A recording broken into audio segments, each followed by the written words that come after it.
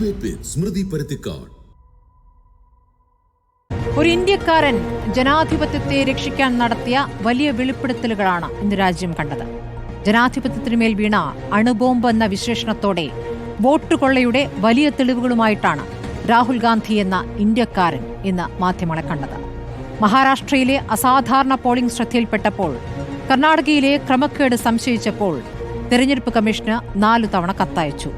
Digital data തരാഞ്ഞപ്പോൾ Congress party നടത്തിയ അന്വേഷണത്തിൽ തെളിഞ്ഞ വസ്തുതകൾ, 7 അടി പൊക്കത്തിൽ 300 കിലോ വരുന്ന കടലാസുകൾ 6 മാസമെടുത്ത് പരിശോധിച്ച് കണ്ടെത്തിയ സത്യങ്ങൾ, മഹാരാഷ്ട്രയിലെ 40 ലക്ഷം ദുരൂഹ വോട്ടർമാർ, 5 മണി കഴിഞ്ഞ് കുതിച്ചുയർന്ന പോളിംഗ്, തെളിവ് ചോദിക്കുമ്പോൾ CCTV ദൃശ്യങ്ങൾ നശിപ്പിച്ചു എന്ന തെരഞ്ഞെടുപ്പ് കമ്മീഷന്റെ മറുപടി. കോൺഗ്രസ് പരിശോധിച്ചത് ബംഗളൂരു സെൻട്രൽ ലോക്സഭാ മണ്ഡലത്തിലെ ക്രമക്കേടാണ്. അതിലുൾപ്പെട്ട മഹാദേവപുര നിയമസഭാ മണ്ഡലത്തിലെ ക്രമക്കേടാണ്. 4 ബൂത്തിൽ വരെ വോട്ടുള്ളവരും 4 സംസ്ഥാനങ്ങളിൽ വോട്ടുള്ളവരും 70 വയസ്സുള്ള കന്നി വോട്ടറും അന്വേഷണത്തിൽ തെളിഞ്ഞു വന്നു. മഹാദേവപുരയിൽ നിന്നും ഈ അന്വേഷണം രാജ്യത്തെ മറ്റു സംസ്ഥാനങ്ങളിലേക്ക് തിരിച്ചാൽ വരുന്ന സത്യം എന്താകും? പുറത്തുവരുന്നത് ക്രിമിനൽ തെളിവുകളാണ്. 3,30,000-ൽ താഴെ ഭൂരിപക്ഷമുള്ള വെറും 25 സീറ്റിലെ അട്ടിമറി മതി ഭരണം കൈപ്പിടിയിൽ ഒതുക്കാൻ. അപ്പോൾ ആരാണ് നമ്മളെ ഭരിക്കുന്നത്? വോട്ട് കൊള്ളയോ എന്നതാണ് ചോദ്യം.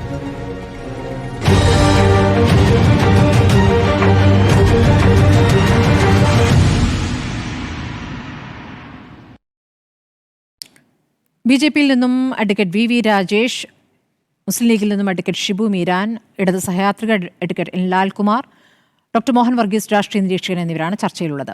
അത് ഞാൻ BJP പ്രതിനിധിയിലേക്ക് പോകുന്നു. അഡ്വക്കേറ്റ് VV രാജേഷ്, തെരഞ്ഞെടുപ്പ് കമ്മീഷൻ BJP-യുമായി ചേർന്ന് വോട്ട് കൊള്ള നടത്തുന്നു എന്ന് ഇന്ന് രാഹുൽ ഗാന്ധി വാർത്താസമ്മേളനത്തിൽ പറഞ്ഞത് വെറുതെ വന്ന് പറയുകയല്ല, തെളിവുകളുമായിട്ടാണ്. ആ തെളിവുകൾ എന്ന് പറഞ്ഞത് തെരഞ്ഞെടുപ്പ് കമ്മീഷൻ നൽകിയ കടലാസുകൾ, ആ കടലാസുകൾ പരിശോധിച്ച് കണ്ടെത്തിയ തെളിവുകളുമായിട്ടാണ്. എന്താണ് പറയാനുള്ളത്? ഞാൻ ചർച്ചയിലേക്ക് കടക്കുന്നതിന് മുമ്പ് തന്നെ വളരെ നന്നായിട്ട് വിഷയം അവതരിപ്പിച്ച ഇന്ത്യക്കാരിക്ക് നമസ്കാരം. അപ്പോൾ ഇതേ രാഹുൽ ഗാന്ധിയോട് തന്നെയാണ് കഴിഞ്ഞ കുറച്ച് ദിവസങ്ങൾക്ക് മുമ്പ് സുപ്രീം കോടതി ചോദിച്ചത്, ഒരു ഇന്ത്യക്കാരന് ഇത്തരത്തിൽ എങ്ങനെ പറയാൻ സാധിക്കും? അതുകൊണ്ടാണ് ഞാൻ ഇന്ത്യക്കാരൻ പരാമർശത്തെ തുടർന്ന് അതുകൊണ്ടാണ് ഞാൻ ഇന്ത്യക്കാരൻ ഓർമ്മിപ്പിച്ചത്. അതുകൊണ്ടാണ് ഞാൻ തിരിച്ച് താങ്കളെ അഭിസംബോധന ചെയ്തുകൊണ്ട്. കാരണം രാഹുൽ ഗാന്ധി സർട്ടിഫിക്കറ്റിന്റെ ആവശ്യമില്ല. രാഹുൽ ഗാന്ധി ഇന്ത്യക്കാർ അല്ല, എനിക്ക് സ്വാഭാവികമായിട്ട് താങ്കൾക്ക് സർട്ടിഫിക്കറ്റ് തരാനായിട്ടുള്ള സമയം എനിക്കില്ല, ഞാനതിൻ്റെ ആളുമല്ല. പക്ഷേ എനിക്ക് ചർച്ചയിൽ വരുമ്പോഴേക്കും എൻ്റെ നിലപാടുകൾ പറയണമല്ലോ. കാരണം നമ്മളൊക്കെ തമ്മിൽ ഒരുപാട് ചർച്ചകൾ രാഹുൽ ഗാന്ധിയുടെയും കോൺഗ്രസിൻ്റെ വിഷയം ചർച്ച ചെയ്തിട്ടുണ്ട്. ഇന്നാണ് രാഹുൽ ഗാന്ധി ഇന്ത്യക്കാരൻ ആയത് സ്മൃതിയുടെ മനസ്സിൽ എന്നുള്ളതിനെ അംഗീകരിച്ചുകൊണ്ട് തന്നെയാണ് ഞാൻ തിരിച്ചു പറഞ്ഞത്. തെറ്റായ വിവരമാണ് അങ്ങ് പറയുന്നത്. ഇന്നാണോ തിരിച്ചറിഞ്ഞത്? കോടതി അങ്ങനെ ചോദിച്ചത് കൊണ്ടാണ് ഞാൻ ഇന്ത്യക്കാരനെന്ന് ഒന്നുകൂടി സുവ്യക്തമായി ജനങ്ങൾക്ക് കേൾക്കാൻ പാകത്തിൽ പറഞ്ഞത്. നമുക്ക് വിഷയത്തിലേക്ക് വരാം. BJP-യും തെരഞ്ഞെടുപ്പ് കമ്മീഷനും ചേർന്ന് നടത്തിയ വോട്ട് കൊള്ളയുടെ തെളിവുകളാണ്. അങ്ങേക്ക് എന്താണ് പറയാനുള്ളത്? അല്ല, ഇന്ന് മാത്രം താങ്കൾ ഇന്ത്യക്കാരെന്ന് പരാമർശിച്ചുകൊണ്ടാണ് ഞാൻ തിരിച്ചും പറഞ്ഞത്. അതായത് ഈ വോട്ട് കൊള്ള എന്നൊക്കെ പറഞ്ഞ് ഈ പറയുന്ന കാര്യം രാഹുൽ ഗാന്ധി കുറേ വോട്ടർ പട്ടിക വച്ചിട്ടൊക്കെയാണ് പറയുന്നത്. ഇപ്പോൾ ഇന്ന് രാവിലെ ഞങ്ങൾ തിരുവനന്തപുരത്ത് ഒരു പത്രസമ്മേളനം നടത്തിയിരുന്നു. അതായത് വരാൻ പോകുന്ന തെരഞ്ഞെടുപ്പിൽ, തദ്ദേശ സ്വയംഭരണ സ്ഥാപനങ്ങളിലേക്കുള്ള തെരഞ്ഞെടുപ്പിൽ അട്ടിമറി നടക്കാൻ പോകുന്നു. എൻ്റെ കയ്യിലിരിക്കുന്നത് രാവിലെ ഞങ്ങൾ നടത്തിയ പത്രസമ്മേളനത്തിലെ തെളിവുകൾ, 100 കണക്കിന് പേജുകൾ. ഒരു ഐഡൻറ്റിറ്റി കാർഡിൽ നിരവധി ആൾക്കാരുടെ വോട്ടുകൾ, ഒരു ഐഡൻറ്റിറ്റി കാർഡിൽ നിരവധി പേർ, 3-4 പേർ വ്യത്യസ്ത പേരുകളിൽ വോട്ട് ചേർത്തിട്ടുണ്ട്. ഈ തെളിവുകൾ ഞങ്ങൾ 4 മാസം 5 മാസം കഴിഞ്ഞുള്ള തെരഞ്ഞെടുപ്പിന് മുൻപ് ഞങ്ങൾ ജനങ്ങളുടെ മുമ്പാകെ വയ്ക്കുകയാണ്, ഞങ്ങൾ പരാതി കൊടുക്കുകയാണ്. ഞാൻ പറഞ്ഞതിനർത്ഥം ഒരു തെരഞ്ഞെടുപ്പിന് മാസങ്ങൾക്ക് മുമ്പ് തന്നെ ആ വോട്ടർ പട്ടിക എല്ലാ രാഷ്ട്രീയ പാർട്ടികളുടെയും കയ്യിൽ കിട്ടും. ഞാൻ ചോദിക്കട്ടെ, ഈ രാഹുൽ ഗാന്ധി ഇന്ന് പറഞ്ഞതിൽ ഒരു 28,000 29,000 ബൂത്ത് ലെവൽ ഏജന്റുമാർ കോൺഗ്രസിന് മഹാരാഷ്ട്രയിൽ ഉണ്ടായിരുന്നു എന്നാണ് ലഭ്യമാവുന്ന കണക്ക്. ഏതെങ്കിലും ഒരു സ്ഥലത്ത് ഈ കാര്യം പറഞ്ഞുകൊണ്ട് ഒരു പരാതി കൊടുക്കുവാനോ എവിടെയെങ്കിലും ഒരു കോടതിയിൽ ഒരു കേസ് കൊടുക്കുവാനോ ഒരു കാര്യത്തിനും പോകാതെ തോറ്റതിന് ശേഷം കുറേ കാലം കഴിഞ്ഞതിന് ശേഷം വന്നിട്ട് ഞങ്ങളെന്തോ കണ്ടുപിടിച്ചിരിക്കുന്നു, അണുബോംബ് കണ്ടുപിടിച്ചിരിക്കുന്നു, ആറ്റം ബോംബ് കണ്ടുപിടിച്ചിരിക്കുന്നു എന്തോ പറഞ്ഞു വന്നു കഴിഞ്ഞാൽ ജനങ്ങളുടെ ഇടയിൽ വില പോവുകയില്ല. അദ്ദേഹം പറഞ്ഞിരിക്കുന്ന ഒരു കാര്യം ചോദിക്കുന്നത് ഡ്യൂപ്ലിക്കേറ്റ് വോട്ടർമാരുടെ എണ്ണം, അതായത് ഈ പറയുന്ന ഒരൊറ്റ സ്ഥലത്തെയാണ് പറയുന്നത്, 11,965 പേർ. ഫേക്ക് അഡ്രസ്സുമായി വന്നവർ 40,009. ബൾക്ക് വോട്ടർമാർ in single addresses 10,452. Invalid photos 4,132. Misuse of form 6 33,692. ഇത് പറയുന്നത് ആ ഫോട്ടോകളും ആ തെളിവുകളും കാണിച്ചുകൊണ്ടാണല്ലോ, അങ്ങും കണ്ടു കാണുമല്ലോ ഇന്ന് അദ്ദേഹം നടത്തിയ 1.25 മണിക്കൂർ വരുന്ന വാർത്താ സമ്മേളനം. അതിനോടുള്ള പ്രതികരണം പറഞ്ഞിട്ട് അങ്ങേ അടുത്ത ആരോപണത്തിൽ കിടക്കുന്നതിന്റെ കുറച്ചുകൂടെ ഭംഗി.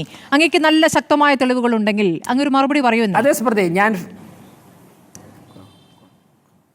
ഞാൻ ഫാക്ട്സ് ആൻഡ് ഫിഗേഴ്സ് വെച്ചുകൊണ്ട് പൊളിറ്റിക്സ് പറയാൻ തന്നെയാണ് ഇവിടെ ഈ ചാനൽ. മഹാദേവപുരയിലേക്ക് താങ്കൾ പറഞ്ഞ ഡ്യൂപ്ലിക്കേറ്റ് വോട്ട്, അതോടൊപ്പം തന്നെ ഡ്യൂപ്ലിക്കേറ്റ് വോട്ട്, അതുപോലെ തന്നെ ഐഡൻറ്റി കാർഡ്, ഓരോ ഐഡൻറ്റി കാർഡിലും ഞാനിപ്പോൾ ഇവിടെ പറഞ്ഞില്ലേ, ഞങ്ങളിവിടെ സംസ്ഥാന തെരഞ്ഞെടുപ്പ് സംവിധാനത്തിനെതിരെ ഇന്ന് ഞങ്ങൾ നടത്തിയ ആരോപണം, ഞാൻ നേരത്തെ ഉയർത്തിക്കാട്ടിയ തെളിവുകൾ ഉൾപ്പെടെ ഞങ്ങൾ ഇരിക്കുമ്പോൾ ഞങ്ങൾ ഇത് ജനങ്ങളോട് പറയുന്നതോടൊപ്പം തന്നെ നിയമ പോരാട്ടം നടത്തുന്നതോടൊപ്പം തന്നെ ഞങ്ങൾ ഓരോ ബൂത്തുകളിലും ഈ വോട്ടേഴ്സിനെ ഐഡൻറ്റിഫൈ ചെയ്ത് ഞങ്ങൾ പരാതി കൊടുക്കുകയാണ്.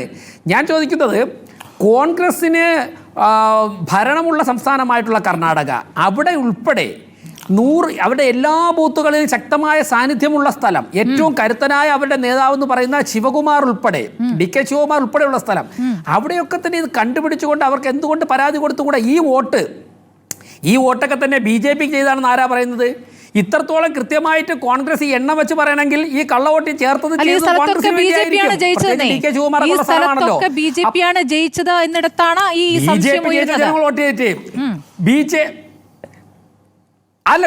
രാഹുൽ ഗാന്ധിയുടെ റിസർച്ചിൽ എവിടെയെങ്കിലും ഈ ആൾക്കാരൊക്കെ തന്നെ BJPക്കാണ് വോട്ട് ചെയ്തത് എന്ന് പറയുന്നുണ്ടോ? ഞാൻ അങ്ങനെയാണ് ചോദിക്കട്ടെ. ഈ വോട്ടിംഗ് മെഷീനിലോ ഈ പാനലിലോ ഇതിലൊക്കെ തന്നെ ഏതെങ്കിലും തരത്തിൽ തിരിമറികൾ നടത്തിയിട്ടാണെന്നുണ്ടെങ്കിൽ, ഞങ്ങളുടെ ഏറ്റവും പ്രസ്റ്റീജിയസ് ആയിട്ടുള്ള ഇലക്ഷൻ ആയിരുന്നു സ്മൃതി കർണാടക തെരഞ്ഞെടുപ്പ്. കർണാടകയിൽ BJPക്ക് ആ തെരഞ്ഞെടുപ്പ് വിജയിച്ചേ മതിയാകുമായിരുന്നുള്ളൂ. കാരണം പാർലമെൻറ്റ് തെരഞ്ഞെടുപ്പിന് തൊട്ട് മുമ്പുള്ള തെരഞ്ഞെടുപ്പാണ്. ഞങ്ങൾ എല്ലാ തരത്തിലും പോരാടി. പ്രധാനമന്ത്രി പലതവണ വന്നു, ആഭ്യന്തരമന്ത്രി പലതവണ വന്നു, ഞങ്ങൾ തോറ്റുപോയി. കാരണം ഞങ്ങളുടെ പ്രചരണങ്ങളെയൊക്കെ തന്നെ മറികടക്കുവാനുള്ള ഭരണവിരുദ്ധ വികാരം 25 മണ്ഡലങ്ങളിലെ ഭൂരിപക്ഷം കൊണ്ട് ഭരണത്തിലേക്ക് വന്നു ശ്രീ VV രാജേഷ്. 25 ലോക്സഭാ മണ്ഡലങ്ങളിലെ ഭൂരിപക്ഷം കൊണ്ട് നിങ്ങൾ ഭരണത്തിലേക്ക് വന്നു. മോദി പ്രധാനമന്ത്രിയായി. ആ 25 ഇടത്തേക്ക് കൂടി ഇനി പോകേണ്ടി വരുമോ രാഹുൽ ഗാന്ധിക്ക്? അവിടെയും 300 കിലോ വരുന്ന കടലാസുകൾ തെരഞ്ഞെടുപ്പ് കമ്മീഷൻ തരുമോ? കാരണം ഡിജിറ്റൽ എവിഡൻസ് കൊടുക്കുന്നില്ല. ഡിജിറ്റൽ ഇന്ത്യയാണ് കേട്ടോ, ഡിജിറ്റൽ എവിഡൻസ് കൊടുക്കുന്നില്ല. കടലാസ് അട്ടിക്കങ്ങ് കൊടുത്തിരിക്കുകയാണ്. അത് നോക്കി കണ്ടെത്താൻ പറ്റില്ല എന്ന് കരുതി. അപ്പോൾ എന്താ ചെയ്തത്? അവർ ഒരു മണ്ഡലത്തിൽ കേന്ദ്രീകരിച്ചു. ആ ഒരു മണ്ഡലത്തിലാണ് 100,000-ൽ പരം കള്ള വോട്ടുകൾ കണ്ടെത്തിയിരിക്കുന്നത്. ഒരാൾക്ക് 4 ബൂത്തുകളിൽ വോട്ട്, ഒരാൾക്ക് 4 സംസ്ഥാനങ്ങളിൽ വോട്ട്. ഒന്ന് ആലോചിച്ച് നോക്കൂ. തെരഞ്ഞെടുപ്പ് കമ്മീഷനെ കൊണ്ട് ഈ പണി പറ്റില്ല എന്നങ്ങ് പറയോ? ഈ കാര്യങ്ങൾ മുഴുവൻ തെരഞ്ഞെടുപ്പ് കമ്മീഷനെ തലയിലേക്ക് അങ്ങിക്ക് വെക്കാൻ പറ്റുമെങ്കിൽ അത് പറയൂ. എവിടെയെങ്കിലും ഒന്ന് പറയണ്ടേ? ആരുടെ പിഴവാണ്? ഈ ഒരാൾക്ക് 4 സംസ്ഥാനങ്ങളിൽ വോട്ടെന്നൊക്കെ പറഞ്ഞാൽ, ഈ 4 സംസ്ഥാനങ്ങളിലൊക്കെ ഓടി നടന്ന് വോട്ട് ചെയ്യാൻ വേണ്ടി ചേർത്തിട്ടുള്ളതാണോ, അത് കോൺഗ്രസ് ചേർത്ത വോട്ടാണോ? ഇത്ര കൃത്യമായിട്ട് പറയുന്നതിൽ കോൺഗ്രസ് ചേർത്ത വോട്ടായിരിക്കും. ഇതൊക്കെ മറുപടിയാണ് VV രാജേഷ്. ആദിത്യ ശ്രീവാസ്തവയ്ക്ക് യുപിയിലും മഹാരാഷ്ട്രയിലും പലയിടത്തുമായി പല സംസ്ഥാനങ്ങളിലായി വോട്ട്. താങ്കൾ മറുപടി പറയാൻ സമ്മതിക്കാതിരുന്ന അങ്ങനെ ശരിയാവുന്നത്? ഇനി രാഹുൽ ഗാന്ധി പറഞ്ഞതിലെ പോയിന്റുകൾ ഞാനൊന്ന് പറയട്ടെ. താങ്കൾ മറുപടി പറയാൻ സമ്മതിക്കാതിരുന്ന അങ്ങനെ ശരിയാവുന്നത്? രാഹുൽ ഗാന്ധി പറഞ്ഞത് ഭരണവിരുദ്ധ വികാരം എല്ലാ പാർട്ടികളെയും ബാധിക്കുമായിരുന്നു. BJP പക്ഷേ തുടർച്ചയായിട്ട് ജയിക്കുമ്പോഴാണ് ഞങ്ങൾക്ക് സംശയം തോന്നുന്നത്. അഭിപ്രായ സർവേകളും തെരഞ്ഞെടുപ്പ് പ്രചരണവും എല്ലാം പറയുന്നതിന് വിപരീതമായി BJP ജയിക്കുന്നു എന്നാണ് രാഹുൽ ഗാന്ധി പറഞ്ഞത്. ഈ അഭിപ്രായ സർവേകളൊക്കെ തന്നെ ഞങ്ങൾക്ക് 350 സീറ്റ് 2024 പാർലമെന്റ് തെരഞ്ഞെടുപ്പിൽ കിട്ടുമെന്ന് പറഞ്ഞിരുന്നു. ഞങ്ങൾക്ക് 250 സീറ്റാണല്ലോ കിട്ടിയത്. ഇനി ഭരണവിരുദ്ധ വികാരം ഉണ്ടാകാത്തത് നല്ല രീതിയിലുള്ള ഭരണം നടക്കുന്നത് കൊണ്ടാണ്. മറ്റൊന്ന്, 5 വർഷത്തേക്കാൾ 5 മാസം കൊണ്ട് വോട്ടർ പട്ടികയിൽ വോട്ട് കൂടി. തെരഞ്ഞെടുപ്പ് വരുമ്പോഴേക്കും ഉശിരുള്ള രാഷ്ട്രീയ പാർട്ടികൾ അവരുടെ പാർട്ടിക്ക് വേണ്ടിയിട്ട് വോട്ട് ചേർക്കും. ലോക്സഭയിൽ വിജയിച്ച മുന്നണി നിയമസഭയിൽ തോറ്റുപോയി. രാഹുൽ ഗാന്ധി പറയുന്ന മറ്റൊരു പോയിന്റാണ് പുറത്തേക്ക് വന്നിരിക്കുന്നത് തെളിവ് സഹിതം. 1980 2 സീറ്റുമായി വന്ന ഞങ്ങൾ ഞങ്ങൾക്ക് അധികാരത്തിൻ്റെ 7 ഏലത്തിൽ ആ പരിഹാസം ഏറ്റുവാങ്ങിച്ചത് ഞങ്ങൾ ഇന്ന് വരെയുള്ള എല്ലാ തെരഞ്ഞെടുപ്പിലും ഞങ്ങളിങ്ങനെ വോട്ടുയർത്തി ജയിക്കുന്ന ഇത് ആരോടാ സ്മൃതി ഇതൊക്കെ പറയുന്നത്? നിങ്ങൾ വോട്ട് ചേർക്കാറുണ്ടെന്ന് നിങ്ങൾ തന്നെ സംബന്ധിച്ച കാര്യമാണ്. ഇപ്പോൾ കേരളത്തിലേക്ക് വരികയാണെങ്കിൽ തൃശ്ശൂരിൽ നിങ്ങൾ വോട്ടർമാരെ ചേർത്തില്ലേ? അവർ കള്ളവോട്ട് ഇവിടെ അതിഥി തൊഴിലാളികളെ അടക്കം തൃശ്ശൂരിൽ വോട്ടർമാരായി ചേർത്തില്ലേ? നിങ്ങൾ കൂടുതൽ വോട്ടർമാരെ തൃശ്ശൂർ ചേർത്ത് നിങ്ങൾ തന്നെ നിങ്ങളുടെ ഒരു നല്ല നേട്ടമായിട്ട് നിങ്ങൾ പറഞ്ഞിട്ടുള്ളതാണ്. വോട്ടർമാരായി എവിടെ ആളുകളെ കൊണ്ടുവന്നുള്ളത് നിങ്ങൾ തന്നെ പറഞ്ഞിട്ടുള്ള കാര്യമാണ്. ഞങ്ങൾ ചേർക്കും ചേർത്ത കാര്യമാണ് പറയുന്നത്. ചേർക്കുമ്പോൾ എന്താണ് പ്രശ്നം എന്ന് വെച്ചാൽ ചേർക്കുമ്പോൾ ഒരു ബ്രൂവറിയുടെ ബ്രൂവറിയിലെ അഡ്രസ്സ് കൊടുത്തിട്ട് പല വീടുകളിലായി കഴിയുന്ന 49 പേരുടെ പേര് ഒരു ബ്രൂവറി അഡ്രസ്സിൽ ഒന്ന് ആലോചിച്ച് നോക്കൂ. ഇനി അച്ഛന്റെ സ്ഥാനത്ത് അതെങ്കിലും ഒന്ന് വൃത്തിക്ക് ചെയ്താൽ കുഴപ്പമില്ലായിരുന്നു. DGFC എന്നൊക്കെ പറഞ്ഞിട്ടാണ് അച്ഛന്റെ സ്ഥാനത്ത് പേര് ചേർക്കുന്നത്. അതെങ്കിലും വൃത്തിക്ക് ചെയ്യാമായിരുന്നു. ഇതൊന്നും കണ്ടുപിടിക്കില്ല എന്ന് കരുതി, ഈ കടലാസ് പരതില്ല എന്ന് കരുതി, കാരണം 7 അടി പൊക്കത്തിലാണല്ലോ, 300 കിലോ ഉണ്ടല്ലോ, കുറച്ച് ശരീരം അനങ്ങുന്ന പണിയാ. ഞങ്ങളത് ചെയ്യും. കുറച്ച് ശാരീരിക അധ്വാനമുള്ള പണിയാണ് ബൂത്ത് തലത്തിൽ വോട്ടർമാരെ ചേർക്കുക. ഞങ്ങളത് ചെയ്യും. കോൺഗ്രസ്സുകാർ ചെയ്യാൻ ശേഷിയില്ല. മഹാരാഷ്ട്രയിൽ നിന്ന് കർണാടകയിലേക്കൊക്കെ പറന്നു കടന്ന് വോട്ട് ചെയ്യുകയും ചെയ്യും അല്ലേ? ശരി, ഞാൻ വരാം. അഡ്വക്കേറ്റ് ഷിബു മീരാൻ, ഇതാണ് BJPയുടെ വാദം. അഡ്വക്കേറ്റ് ഷിബു മീരാൻ, BJPയുടെ വാദം ഇനി ഈ കള്ള വോട്ടർമാരാണ് എങ്കിൽ അത് കോൺഗ്രസിന് വേണ്ടി ചേർത്തതാകാമല്ലോ എന്ന മറുപടിയാണ് ഇപ്പോൾ BJP പ്രതിനിധി നൽകുന്നത്. ഇതിനങ്ങേക്ക് പറയാനുള്ള കാര്യം മറുപടി എന്താണ്? ഇതിനു മുമ്പ് EVM-ഉമായി ബന്ധപ്പെട്ട് കോൺഗ്രസ് ആരോപണം ഉന്നയിച്ചിട്ടുണ്ടായിരുന്നു. കോടതിയിൽ പോയെങ്കിലും അത് അവിടെ നിന്നില്ല എന്ന് നമ്മൾ കണ്ടതാണ്. ഇപ്പോൾ അതിനുശേഷം സംശയം വരുന്നത് നല്ല ഭൂരിപക്ഷത്തിൽ ജയിക്കുമായിരുന്നു എന്ന് കരുതിയ ഇടങ്ങളിൽ പിന്നാക്കം പോയതിൽ ഒരു സംശയം തോന്നി. അങ്ങനെ തെരഞ്ഞെടുപ്പ് കമ്മീഷന് 4 കത്തുകൾ അയക്കുന്നു. തെരഞ്ഞെടുപ്പ് കമ്മീഷൻ ഒരു തരത്തിലുള്ള കടലാസുകളും ഡിജിറ്റൽ രേഖകൾ തരുന്നില്ല. ഇതൊക്കെ കടലാസുകളായി തരാമെന്ന് പറഞ്ഞ് അത് കൊടുക്കാൻ തീരുമാനിക്കുകയാണ്. അപ്പോൾ മഹാരാഷ്ട്രയിലെ വല്ലാത്ത പോളിംഗുമായി ബന്ധപ്പെട്ട് സംശയം തോന്നിയപ്പോൾ അതിൻ്റെ വിവരങ്ങൾ CCTV ദൃശ്യങ്ങൾ ചോദിക്കുമ്പോൾ അത് 45 ദിവസം കഴിഞ്ഞാൽ അത് നശിപ്പിക്കുമത്രേ. അങ്ങനെ നശിപ്പിക്കാവുന്ന തെളിവുകളാണ് തെരഞ്ഞെടുപ്പ് കമ്മീഷൻ, അതായത് 45 ദിവസം കഴിഞ്ഞാൽ നശിപ്പിക്കുമെന്നുള്ള ഒരു പുതിയ ചട്ടമുണ്ടാക്കുകയാണ്. അതിപ്പോൾ ആരെ സഹായിക്കാനാണെന്ന് ചോദ്യം വരും. ഏറ്റവും പ്രധാനമായിട്ട് ഷിബു മീരാൻ, ഈ ആരോപണം അദ്ദേഹം ഉന്നയിച്ചതിന് ശേഷം തെരഞ്ഞെടുപ്പ് കമ്മീഷൻ പറഞ്ഞത് അത് കൃത്യമായ തെളിവുകൾ സഹിതം ഒരു സത്യവാങ്മൂലം സമർപ്പിക്കൂ ഈ തെളിവുകളുടെ എന്നാണ്. ഇതൊന്നും കള്ളമാണ് എന്നും ഇതൊന്നും ശരിയല്ല, ഇതൊന്നും സംഭവിച്ചിട്ടില്ല എന്നും തെരഞ്ഞെടുപ്പ് കമ്മീഷൻ ഈ ഘട്ടം വരെ പറഞ്ഞിട്ടില്ല. അങ്ങനെ മറുപടി പറയാം. തീർച്ചയായും സ്മൃതി, ഈ ചർച്ച ആരംഭിക്കുന്നതിന് മുൻപ് ചോദ്യങ്ങൾ ചോദിക്കുന്നതിന് വലിയ വില കൊടുക്കേണ്ടി വരുന്ന ഇന്നത്തെ ഇന്ത്യയിൽ ഇതൊക്കെ വിളിച്ചു പറയാൻ രാഹുൽ ഗാന്ധി കാണിച്ച ധൈര്യത്തെ, അതിനു പിന്നിൽ അദ്ദേഹം എടുത്തിട്ടുള്ള എഫേർട്ടിനെ അംഗീകരിച്ചുകൊണ്ടല്ലാതെ, ഇതൊക്കെ വിളിച്ചു പറയാൻ നമുക്കൊരേ ഒരു രാഹുൽ ഗാന്ധിയേ ഉള്ളൂ എന്ന് പറഞ്ഞുകൊണ്ടല്ലാതെ ഈ ചർച്ച ആരംഭിക്കാൻ കഴിയില്ല. നമ്മുടെ രാജ്യം ഈ പ്രായപൂർത്തിയോട്ടോ, ഞാൻ വലിയ ചരിത്രം പറഞ്ഞ സമയം പാഴാക്കൽ, ഇതിലേക്ക് വന്ന ഒരു ചരിത്രമുണ്ട്. BJPക്കാർ അതൊക്കെ ഓർത്തു വെക്കണം. വിഭജന കാലഘട്ടത്തിലാണ് നമ്മൾ ആദ്യമായി വോട്ടർ പട്ടിക തയ്യാറാക്കുന്നത്. അഭയാർത്ഥികളൊക്കെ പ്ലാസ്റ്റിക്കിന്റെ പടത വലിച്ചു കിട്ടപ്പവർക്ക് വീട്ടു നമ്പർ ഇല്ല, മരത്തിൽ നമ്പർ ഇട്ട് വോട്ട് ചേർക്കൂ എന്നാണ് പറഞ്ഞത്. ജനന സർട്ടിഫിക്കറ്റ് ഇല്ല പലർക്കും, ജാതകമുണ്ടെങ്കിൽ അത് ചേർക്കൂ എന്നാണ്. എന്നിട്ട് ഈ അഭയാർത്ഥികൾക്ക് അവരുടെ അഫിഡവിറ്റിനൊപ്പം 8 അണ ഫീസ് കെട്ടിവെക്കണമായിരുന്നു. സർവസ്വവും വലിച്ചെറിഞ്ഞ് വന്ന മനുഷ്യരുടെ കയ്യിൽ അത് ഇല്ലാതെ പോയപ്പോൾ അതും കൂടി ഒഴിവാക്കി കൊടുക്കുക എന്ന് പറഞ്ഞിട്ടാണ് ഒരാൾക്കൊരു വോട്ടവകാശം എന്ന ജനാധിപത്യത്തിന്റെ ഒരു സുന്ദര ഭൂമികയിലേക്ക് നമ്മൾ വന്നതും ലോകം ഇന്ത്യയെ ജനാധിപത്യത്തിന്റെ പെറ്റമ്മയെന്നും പോറ്റമ്മയെന്നും വിളിച്ചത് എന്നോർത്തിട്ട് വേണം കൃത്യമായ ഡാറ്റയും കണക്കും കെട്ടിട നമ്പറും വെച്ച് ചോദ്യങ്ങൾ ചോദിക്കുമ്പോൾ ഇമ്മാതിരി തറുതല ചാനൽ ചർച്ചയിൽ വന്നിരുന്ന് BJPക്കാർ പറയാൻ എന്ന ആമുഖത്തോടെ ഞാൻ പറഞ്ഞു. ഇപ്പോൾ മഹാരാഷ്ട്രയുമായി ബന്ധപ്പെട്ട് രാഹുൽ ഗാന്ധി ഇതൊക്കെ നേരത്തെ പറഞ്ഞതാണ്. സ്മൃതി, നമ്മൾ ലളിതമായി ഇതിനൊന്നും ഡാറ്റയ്ക്ക് ഡാറ്റ വെച്ച് ഇലക്ഷൻ കമ്മീഷനോ BJPയോ ഇതുവരെ മറുപടി പറഞ്ഞിട്ടില്ല. പോളിംഗ് പൂർത്തിയായ വൈകിട്ട് മഹാരാഷ്ട്ര ഇലക്ഷൻ കമ്മീഷൻ പറയുന്നു പോളിംഗ് ശതമാനം 58% എന്ന് വെച്ചാൽ 5,64,00,000 പേർ വോട്ട് ചെയ്തിരിക്കുന്നു. രാത്രി 11:30 ആയപ്പോൾ അത് 65%. പോളിംഗിൽ പിന്നെ വോട്ടെണ്ണലിന്റെ തൊട്ട് തലേ ദിവസം അത് 66% എന്ന് വെച്ചാൽ ഈ വോട്ടർ ടേൺ ഔട്ട് എന്ന് പറയുന്നത്. ഇപ്പോൾ സ്മൃതിയൊക്കെ ഒരുപാട് തെരഞ്ഞെടുപ്പുകൾ റിപ്പോർട്ട്, നിങ്ങൾ സ്ഥിരമായി പറയുന്നൊരു വാചകമുണ്ട്, ഇതിപ്പോൾ ലഭിക്കുന്ന കണക്കാണ്, തെരഞ്ഞെടുപ്പ് കമ്മീഷന്റെ അന്തിമ കണക്ക് വരുമ്പോൾ ചെറിയൊരു മാറ്റം വന്നേക്കാം, പരമാവധി 1% മാറാം, അല്ലെങ്കിൽ 2% മാറാം. മഹാരാഷ്ട്രയിൽ മാറിയത് ഏതാണ്ട് 7% മേലെയാണ്. 74 ലക്ഷം വോട്ടർമാരുടെ എണ്ണമാണ് വർദ്ധിച്ചത്. ഇവിടെ ഇപ്പോൾ BJPയുടെ പ്രതിനിധി, അദ്ദേഹം ഇതിനൊക്കെ ഡിഫെൻഡ് ചെയ്യാൻ കേരളത്തിലെ തദ്ദേശ സ്വയംഭരണ സ്ഥാപനം, ഇപ്പം ഇവിടെ ഇരിക്കുന്ന BJP പ്രതിനിധി ശ്രീ VV രാജേഷ് താമസിക്കുന്ന വാർഡിൽ ഞാനൊരു സിമ്പിൾ ലോജിക്ക് ചോദിക്കുകയാണ്. ആ വാർഡിലെ 18 വയസ്സ് പൂർത്തിയായവരുടെ ആകെ ജനസംഖ്യ അതിനേക്കാൾ കൂടുതൽ ആളുകൾ അവിടുത്തെ വോട്ടർ പട്ടികയിൽ വന്നാൽ, ഇപ്പൊ അദ്ദേഹത്തിന്റെ വാർഡിൽ 1000 പേർക്കാണ് 18 വയസ്സ് പൂർത്തിയായത്.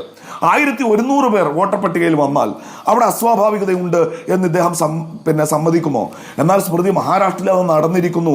9,40,00,000 അവിടുത്തെ അഡൾട്ട് പോപ്പുലേഷൻ. പക്ഷെ വോട്ടർ പട്ടികയിൽ വന്നത് 9,70,00,000. ഇതൊക്കെ ആവശ്യപ്പെട്ട് കത്തുകൾ അയക്കുന്നു, വാർത്താ സമ്മേളനം വിളിക്കുന്നു, ദേശീയ മാധ്യമങ്ങളിൽ ഇത് ശ്രദ്ധയിൽ കൊണ്ടുവരുന്നു. അപ്പോഴാണ് പറഞ്ഞ വിദ്യ ഇവരെടുത്തത്. ഈ ജൂൺ മാസം 45 ദിവസത്തിനുള്ളിൽ ഇതെല്ലാം നശിപ്പിച്ചു കളഞ്ഞേക്കണം എന്ന് സംസ്ഥാന ഇലക്ഷൻ കമ്മിറ്റി ഓഫീസർമാർക്ക് ഇവരൊരു ഡയറക്ഷൻ കൊടുത്തു. നേരത്തെ കഴിഞ്ഞ ഡിസംബറിൽ തന്നെ ഇതിന്റെ CCTV ഫുട്ടേജുകളൊക്കെ ആളുകൾ ആവശ്യപ്പെട്ട പരിശോധനയ്ക്ക് കൊടുക്കണം എന്നൊരു റൂൾ ഉണ്ടായിരുന്നു. റൂൾ 93/2 1961 ഇലക്ഷൻ ചട്ടങ്ങളിൽ അതിവരുമാർ എന്ന് വെച്ചാൽ ഇതിനെ പരമാവധി രഹസ്യമാക്കി വെക്കാൻ ഇവർ ശ്രമിക്കുന്നു. ഇപ്പോൾ ഇലക്ട്രോണിക് ഡാറ്റ കൊടുത്തില്ല, ഈ കൊടുത്ത പേപ്പർ തന്നെ ഈ ഒപ്റ്റിക്കൽ റെക്കഗ്നൈസേഷൻ സാധ്യമല്ല. എന്ന് വെച്ചാൽ അതൊരു ഇലക്ട്രോണിക് പരിശോധനയ്ക്ക് വിധേയമല്ലാത്ത സ്വഭാവത്തിൽ, അതുകൊണ്ടാണ് ഇത് കുത്തിപ്പിടിച്ചിരുന്ന 6 മാസം വായിക്കേണ്ടി വന്നത് എന്നാണ്. ഇനിയിപ്പോൾ ഇന്ന് അദ്ദേഹം പറയും, സ്മൃതി തന്നെ അത് കൃത്യമായി ചോദിച്ചു. ഒരു 153 ബിയർ ക്ലബ്, അവിടെ 153 വോട്ടാണ്. പിന്നെ ഒരാൾക്ക് രാജ്യത്ത് 3-4 വോട്ട്.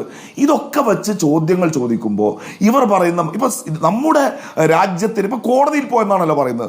കോടതി ഒരു ബഹുമാനിക്കോ സ്മൃതി? ഇന്ത്യയുടെ സുപ്രീം കോടതിയാണല്ലോ 2023 പറഞ്ഞത് ഈ ഇലക്ഷൻ കമ്മീഷണർമാരെ തെരഞ്ഞെടുക്കുന്ന പ്രോസസ്, അതിൽ ഒരാൾ ഇന്ത്യയുടെ പ്രധാനമന്ത്രിയാകട്ടെ, മറ്റൊരാൾ ഇന്ത്യയുടെ പ്രതിപക്ഷ നേതാവാകട്ടെ, അല്ലെങ്കിൽ ലോക്സഭയിലെ ഏറ്റവും വലിയ കക്ഷിയുടെ പാർലമെന്ററി പാർട്ടി നേതാവാകട്ടെ, മൂന്നാമത്തെ ആൾ ഇന്ത്യയുടെ ചീഫ് ജസ്റ്റിസ് ആകട്ടെ. എന്തിനാ കോടതി അത് പറഞ്ഞത്? ഇവിടുത്തെ ഇലക്ഷൻ സുതാര്യമായി നടക്കണം എന്ന താല്പര്യത്തിന്റെ അടിസ്ഥാനം. ഇവരത് സമ്മതിച്ചില്ല എന്ന് മാത്രമല്ല, അതിനെ അട്ടിമറിക്കുന്ന നിയമനിർമ്മാണം ഇവർ നടത്തി. എന്ന് വെച്ചാൽ ഇവര് ഈ കണക്കുകൾ ഒറ്റ കാര്യം പറഞ്ഞാൽ മതി. ഈ ആദിത്യ ശ്രീവാസ്തവയ്ക്ക് എങ്ങനെ 4 സംസ്ഥാനത്ത് വോട്ട് വന്നു? ഒരു ബിയർ ഫാക്ടറിയിൽ ഒരാൾ പോലും ഇല്ലാതിരിക്കെ 153 വോട്ട് അവിടെ എങ്ങനെ വന്നു? ഇപ്പം ഇവിടെ പറഞ്ഞല്ലോ മഹാദേവപുര, സ്മൃതി ചോദിച്ചു, ഞാൻ ആവർത്തിക്കുന്നില്ല. അവിടെ ഒരു ലോക്സഭാ മണ്ഡലത്തിൽ 6 അസംബ്ലി സെഗ്മെന്റ്സിലും കോൺഗ്രസ് ലീഡ് ചെയ്യുന്നു. ഇവിടേക്ക് വരുമ്പോൾ ഇവിടെ BJPക്ക് 1.5 ലക്ഷത്തിന്റെ വോട്ട് ലീഡ് കിട്ടുന്നു. അങ്ങനെ 32,000 വോട്ടിന് ബാംഗ്ലൂർ സെൻട്രലിൽ അവരുടെ സ്ഥാനാർത്ഥി ജയിക്കുന്നു. മാർഗങ്ങൾ അതെ, ഇനി അതാണ് 5ഇടത്തും മറ്റവർ ലീഡ് ചെയ്യുന്നു. എന്ന് വെച്ചാൽ കൃത്യമായി ജനാധിപത്യത്തെ അട്ടിമറിക്കുന്ന ഒരു ഏർപ്പാട് BJP ഒരു 543 ലോക്സഭാ മണ്ഡലങ്ങളുള്ള ഒരു രാജ്യത്തെ ബാംഗ്ലൂരു സെൻട്രലിലെ ഒരേ ഒരു നിയമസഭാ മണ്ഡലത്തിലെ കണക്കാണ്. ഇനി മഹാരാഷ്ട്രയിൽ തന്നെ രാഹുൽ ഗാന്ധി പറഞ്ഞിരുന്നു, അവിടെ കാംതി നിയമസഭാ മണ്ഡലമുണ്ട്. അവിടെ 2019 കോൺഗ്രസ് ജയിക്കുന്നു. കോൺഗ്രസ് ജയിക്കുമ്പോൾ കോൺഗ്രസിന് കിട്ടിയത് 1,36,000 വോട്ട്, BJPക്ക് കിട്ടിയത് 1,19,000 വോട്ട്. ഇനി 2024 വരുമ്പോൾ കോൺഗ്രസ് 1,34 അവരുടെ വോട്ട് നിലനിർത്തുന്നു, BJPക്ക് 1,64 ആകുന്നു. പുതുതായി ചേർത്ത് 30 എന്ന് പറഞ്ഞാൽ 35,000 വോട്ട് പുതുതായി ചേർത്തതിൽ ഒറ്റ ഒരാൾ ഒഴിയാതെ BJPക്ക് വോട്ട്. ഇതിലൊക്കെ അസ്വാഭാവികത വെച്ചിട്ടാണ് നമ്മൾ ആദ്യം ചോദ്യങ്ങൾ ചോദിച്ചത്. എന്നാൽ ഇന്ന് ഒരു മണ്ഡലത്തിലെ വോട്ടർ പട്ടിക 7 അടി പൊക്കത്തിൽ, സ്മൃതി തന്നെ പറഞ്ഞതുപോലെ 300 കിലോ തൂക്കമുള്ള വോട്ടർ പട്ടിക 6 മാസം 3-4 പേരെ ഇരുത്തിച്ച് പരിശോധിച്ചിട്ട് രാഹുൽ ഗാന്ധി പറയുന്ന ഈ ഡാറ്റയ്ക്ക് BJPക്കാരൻ്റെ രാഷ്ട്രീയ മറുപടി മതിയാവില്ല. ഇലക്ഷൻ കമ്മീഷൻ ഇത് രാജ്യത്ത് പറഞ്ഞാൽ 98 കോടി ജനങ്ങൾ വോട്ട് ചെയ്ത ലോകത്തിലെ തന്നെ ഏറ്റവും ബൃഹത്തായ ജനാധിപത്യ പ്രക്രിയയായിരുന്നു ഇന്ത്യയുടെ ലോക്സഭാ തെരഞ്ഞെടുപ്പ്.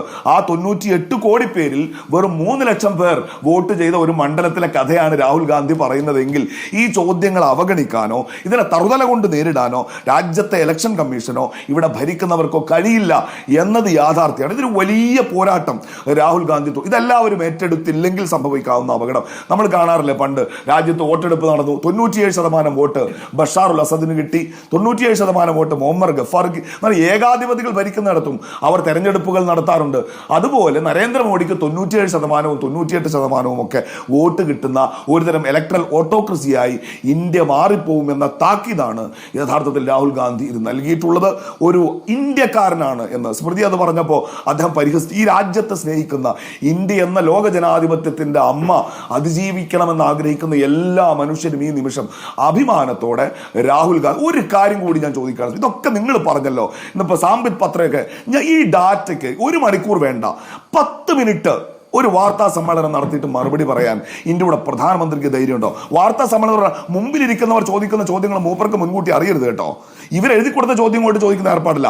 ഇത്രയും ഒരു ഹോള് നിറയെന്ന് പത്രക്കാരുണ്ടായിരുന്നു. ഒരു 10 ആളെ വിളിച്ചിരുത്തിയിട്ട് 10 മിനിറ്റ് ഇതിന് മറുപടി പറയാൻ ഇന്ത്യയുടെ പ്രധാനമന്ത്രി തയ്യാറാകുമോ എന്നുകൂടി ചോദിക്കാൻ ഞാൻ ആഗ്രഹിക്കുകയാണ്. സ്മൃതി. ശ്രീലാൽ കുമാർ, ഈ രേഖകൾ എത്ര ബുദ്ധിമുട്ടിയാണ് പരിശോധിച്ചത് എന്നുള്ള രാഹുൽ ഗാന്ധി വാർത്താ സമ്മേളനത്തിൽ പറഞ്ഞല്ലോ. ഓരോ ഫോട്ടോയും തമ്മിൽ താരതമ്യം ചെയ്യണം, ഓരോ ഫോട്ടോകളിലേക്കും കടന്നു പോകണം, ഓരോ അഡ്രസ്സും നോക്കി നോക്കി പോകണം.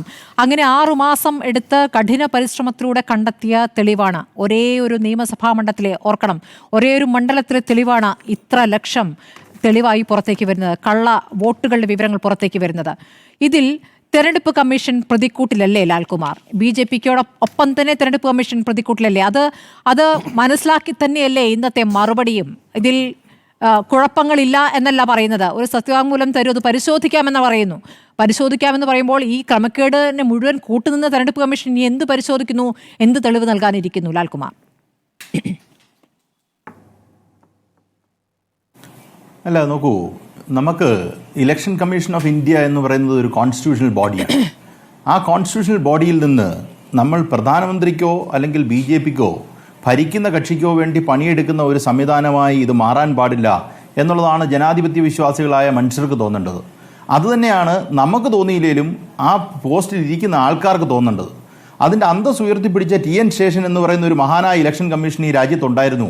അദ്ദേഹമാണ് യഥാർത്ഥത്തിൽ ഈ ID കാർഡ് വെച്ചുള്ള തെരഞ്ഞെടുപ്പിലേക്കൊക്കെ നമ്മളെ കൊണ്ടുപോയതെന്ന് നമ്മൾ മറന്നുപോകരുത്. അങ്ങനൊരു സാഹചര്യത്തിൽ കൂടെയാണ് നമ്മൾ ഇവിടെ വരെ എത്തിയത്. ഏതൊരു പ്രോഗ്രസിങ് ഡെമോക്രസിക്കും, democracy is always progressing, isn't it?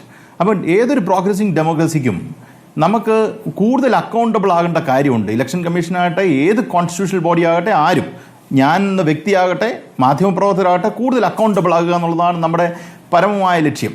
അതാണ് ഡെമോക്രാറ്റിക് ഫംഗ്ഷനിങ് പ്രോപ്പറാക്കുക. ഇവിടെ നോക്കൂ, താങ്കൾ സൂചിപ്പിച്ചതുപോലെ തന്നെ ഈ പറയുന്ന ഈ ഡിജിറ്റൽ ഡോക്യുമെൻ്റ് എല്ലാം കയ്യിലിരിക്കുമ്പം ആ ഡിജിറ്റൽ ഡോക്യുമെൻ്റ് പബ്ലിക് ആക്കുന്നതിൽ എന്താണ് പ്രശ്നം എന്ന് എനിക്കിതുവരെ മനസ്സിലായിട്ടില്ല. കാരണം കൂടുതൽ അക്കൗണ്ടബിൾ ആകുകയല്ലേ ചെയ്യുക. പോട്ട്, ഈ പറയുന്ന കാര്യം രാഹുൽ ഗാന്ധിയെ പോലെ പ്രതിപക്ഷ നേതാവ് 6 മാസത്തെ വലിയ ഒരു സ്ട്രെനുവസ് ടാസ്കിൻ്റെ ഭാഗമായി കണ്ടുപിടിക്കേണ്ട സാഹചര്യം വരുന്നു. ഇത് ഇവരുടെ ഫിംഗർ ടിപ്പിലിരിക്കുന്ന ഡോക്യുമെൻ്റ് അല്ലേ, ഇവർക്ക് ചെക്ക് ചെയ്യാൻ എന്താണ് ബുദ്ധിമുട്ട്? ഈ ഡിജിറ്റൽ ഡോക്യുമെൻ്റ് കയ്യിലിരിക്കുകയാണെങ്കിൽ ഇത് ക്രോസ് ചെക്ക് ചെയ്യാനും ഇത് ഫൈൻഡ് ഔട്ട് ചെയ്യാൻ എന്താണ് പാട്? അങ്ങനെ ഈ പറയുന്ന പേരില്ലാത്ത, പിതാവിൻ്റെ പേരില്ലാത്ത, ഒരേ അഡ്രസ്സിലുള്ള ഒരുപാട് വോട്ടുകൾ ഉള്ള ഒരു സാഹചര്യത്തെ എന്തുകൊണ്ട് ഒരു പെസിമിസ്റ്റിക് അപ്രോച്ചോടുകൂടി ഇലക്ഷൻ കമ്മീഷൻ കാണുന്നില്ല? ഒരു ഇൻഡിപെൻഡന്റ് കോൺസ്റ്റിറ്റ്യൂഷണൽ ബോഡിക്കല്ലേ അത് ആദ്യം തോന്നേണ്ടത്. ഇപ്പം രാഹുൽ ഗാന്ധിക്ക് തോന്നുമോ, നരേന്ദ്രമോദിക്ക് തോന്നുമോ, അല്ലെങ്കിൽ എനിക്കോ VV രാജേഷിനോ തോന്നുന്നുള്ളൂ, അവിടെ നിൽക്കട്ടെ. അതിനൊക്കെ ഉപരി ഇൻഡിപെൻഡൻസ് എന്ന് പറയുന്നൊരു കാര്യമുണ്ട് ജനാധിപത്യത്തിൽ, തെരഞ്ഞെടുപ്പിൻ്റെ കാര്യത്തിൽ. അതുകൊണ്ടാണ് സുപ്രീം കോടതി time and again it says that election is free and fair election is the basic structure of the constitution. അതിൻ്റെ അടിസ്ഥാന തത്വങ്ങളിലൊന്നാണ് free and fair election. Free and fair ഇല്ല എങ്കിൽ ഒരിക്കലും തെരഞ്ഞെടുപ്പ് ജനാധിപത്യത്തെ മുന്നോട്ട് നമുക്ക് കൊണ്ടുപോകാൻ പറ്റില്ലെന്ന് സുപ്രീം കോടതി പല ഘട്ടങ്ങളായി പറഞ്ഞിട്ടുണ്ട്. അപ്പം ആ സ്ഥാപനത്തിലിരിക്കുന്ന കോൺസ്റ്റിറ്റ്യൂഷണൽ ഫംഗ്ഷണറീസിന് തന്നെ തോന്നാതെ വഴിയിലിരിക്കുന്ന ബാക്കിയുള്ളവർക്കൊക്കെ തോന്നേണ്ട ഒരു സാഹചര്യം വരിക എന്ന് പറഞ്ഞാൽ അവിടെ തന്നെ ഒരു കൺഫ്യൂഷൻ വരുന്നു എന്നുള്ളതാണ് എനിക്ക് ആദ്യം പറയാനുള്ളത്. 2, ഇപ്പോൾ രാജേഷ് പറഞ്ഞൊരു കാര്യമുണ്ട്. രാജേഷിൻ്റെ പാർട്ടിയുടെ വാദം വെക്കുകയാണ്. പക്ഷെ അതിനകത്തൊരു കുഴപ്പം എന്താണെന്ന് വെച്ചാൽ, നിങ്ങൾ എന്നെ കേൾക്കുന്നവർ ജാഗ്രതയോടുകൂടി കേൾക്കേണ്ട ഒരു കാര്യമാണ്. ഈ പറയുന്ന വോട്ടേഴ്സൊക്കെ കോൺഗ്രസ് ചേർത്തതായി കൂടെ എന്നൊരു സ്റ്റേറ്റ്മെൻറ്റ് അദ്ദേഹം പറഞ്ഞു. നമുക്ക് കേൾക്കുമ്പം അത് ശരിയാണ്, കോൺഗ്രസ് ചേർത്തതായി കൂടെ എന്ന് വേണമെങ്കിൽ വിചാരിക്കാം. നമുക്ക് എങ്ങനെ പ്രൂവ് ചെയ്യാൻ പറ്റും? പക്ഷേ എൻ്റെ ചോദ്യം, കോൺഗ്രസ് ആണ് ചേർത്തതെങ്കിൽ, ഇത്രയും ആയിരക്കണക്കിന് പേരുടെ വോട്ടുകൾ കോൺഗ്രസ് ആണ് ചേർത്തതെങ്കിൽ, കോൺഗ്രസുമായിട്ട് ഹെഡ് ടു ഹെഡ് ഫൈറ്റ് ചെയ്യുന്ന BJPക്കല്ലേ അത് കോൺഗ്രസ് ചേർത്തത് കൊണ്ട് നഷ്ടം വരിക? ആ ചേർത്തത് വഴി, കോൺഗ്രസ് ചേർത്തത് വഴി BJPക്ക് നഷ്ടം വരുമ്പം BJP പരാതിക്കാരൻ്റെ ഭാഗത്തിൽ വരേണ്ടതല്ലേ? എന്തുകൊണ്ടാണ് BJPക്ക് അതിനകത്തൊരു പരാതിയില്ലാത്തേ? അപ്പം BJP ഈ വിഷയത്തിൽ പരാതിക്കാരനല്ലാതെ നിൽക്കുന്നു എന്നുള്ളത് കൊണ്ട് തന്നെയാണ് BJPയെ നമ്മൾ ബാക്ക് ഫുട്ടിൽ നിർത്തുന്നത്. വളരെ സിമ്പിളാണ്. അപ്പോൾ BJPക്ക് ഈ ഒരു വിഷയത്തിൽ ഇത്രയും വോട്ടുള്ളതും ഇത്രയും പ്രശ്നമുള്ളതും ഒരു പരാതിയല്ലേ. നോക്കൂ, രാജേഷ് പറഞ്ഞ ഒരിടത്ത് പോലും ഇത് തെറ്റാണ്, ഇത് പരിശോധിക്കണം, ഇലക്ഷൻ കമ്മീഷൻ ശരിയാക്കണം എന്ന് പറഞ്ഞിട്ടില്ല. അത് പറയുക എന്നുള്ളത് ഒരു പൊതുപ്രവർത്തകനെ സംബന്ധിച്ചിടത്തോളം, പൊതുപ്രവർത്തകനല്ല, അദ്ദേഹത്തിനെ ഞാൻ പേഴ്സണലി ബ്ലെയിം ചെയ്യുന്നില്ല, ആ പാർട്ടിയെ സംബന്ധിച്ചിടത്തോളം അക്കൗണ്ടബിൾ ആക്കേണ്ട ഒരു കാര്യമാണ്. അത് BJP പറയുന്നില്ല. ഇപ്പൊ സംബിത് പാത്രയാണെങ്കിലും ബാക്കിയുള്ളവരൊക്കെ പറയുന്നത് അപ്പുറത്തേക്കുന്ന രാഹുൽ ഗാന്ധിയെ എതിർക്കുക എന്നുള്ളതാണ്. നോക്കൂ, കള്ളവോട്ട് നടക്കുന്നു, ഇതൊക്കെ വളരെ കോമൺ ആയിട്ട് നമ്മൾ റിപ്പോർട്ട് ചെയ്തിട്ടുണ്ട്. ഞാനും സ്മൃതിയും തമ്മിൽ തന്നെ ഈ ചർച്ചയ്ക്ക് ഇരുന്നിട്ടുണ്ട് കള്ളവോട്ട് നടക്കുന്നതുമായി ബന്ധപ്പെട്ട്. അതല്ല ഇവിടുത്തെ വിഷയം. ഇത് വലിയൊരു അട്ടിമറിയായി ഇലക്ഷൻ കമ്മീഷൻ എന്ന് പറയുന്ന കോൺസ്റ്റിറ്റ്യൂഷണൽ ബോഡി തന്നെ ഒരു കാര്യം ചെയ്യുന്നു. ഇപ്പോൾ സ്മൃതി പരുത്തിക്കാടിന് ഒരു വോട്ടുണ്ട്. മിക്കവാറും മാധ്യമപ്രവർത്തകർ പലപ്പോഴും വോട്ട് ചെയ്യത്തില്ല, കാര്യം അവർ സ്റ്റുഡിയോയിലായിരിക്കും ഉള്ളത്. അങ്ങനെ ഇരിക്കുന്ന സാഹചര്യത്തിൽ സ്മൃതി പരുത്തിക്കാടിൻ്റെ ഒരു വോട്ട് മറ്റൊരാൾ ചെയ്യുന്നു എന്ന് പറയുന്നത് കള്ളവോട്ടാണ്. അത് ഇലക്ഷൻ കമ്മീഷൻ ഉണ്ടാക്കിയെടുക്കുന്ന ഒരു സംവിധാനമല്ല. പക്ഷേ ഇത് ഇലക്ഷൻ കമ്മീഷൻ തന്നെ ചെയ്യുന്നോ എന്ന് സംശയിക്കുന്ന രീതിയിലാണ് കാര്യങ്ങൾ നമ്മുടെ മുന്നിൽ വരുന്നത് എന്നുള്ളതാണ് ഇവിടുത്തെ അടിസ്ഥാനപരമായ പ്രശ്നം. അവിടെ ഇലക്ഷൻ കമ്മീഷന് ഒരു പരാതിയില്ല, ഇലക്ഷൻ കമ്മീഷന് ഒരു പ്രശ്നമില്ല, ബാക്കിയുള്ള സത്യവാങ്മൂലം കൊടുക്കൂ, ബാക്കിയുള്ള നമ്മൾ കാര്യങ്ങൾ നോക്കാമെന്ന് പറയുന്ന രീതിയിലേക്ക് മാറുന്നു എന്നുള്ളതാണ് ഇതിനകത്തെ അപകടം. ഈ ഇപ്പൊ മീരാൻ ഇവിടെ പല കാര്യങ്ങളും പറഞ്ഞല്ലോ. അദ്ദേഹം പറഞ്ഞ എക്സ്പ്ലനേഷൻ അത് നോക്കൂ.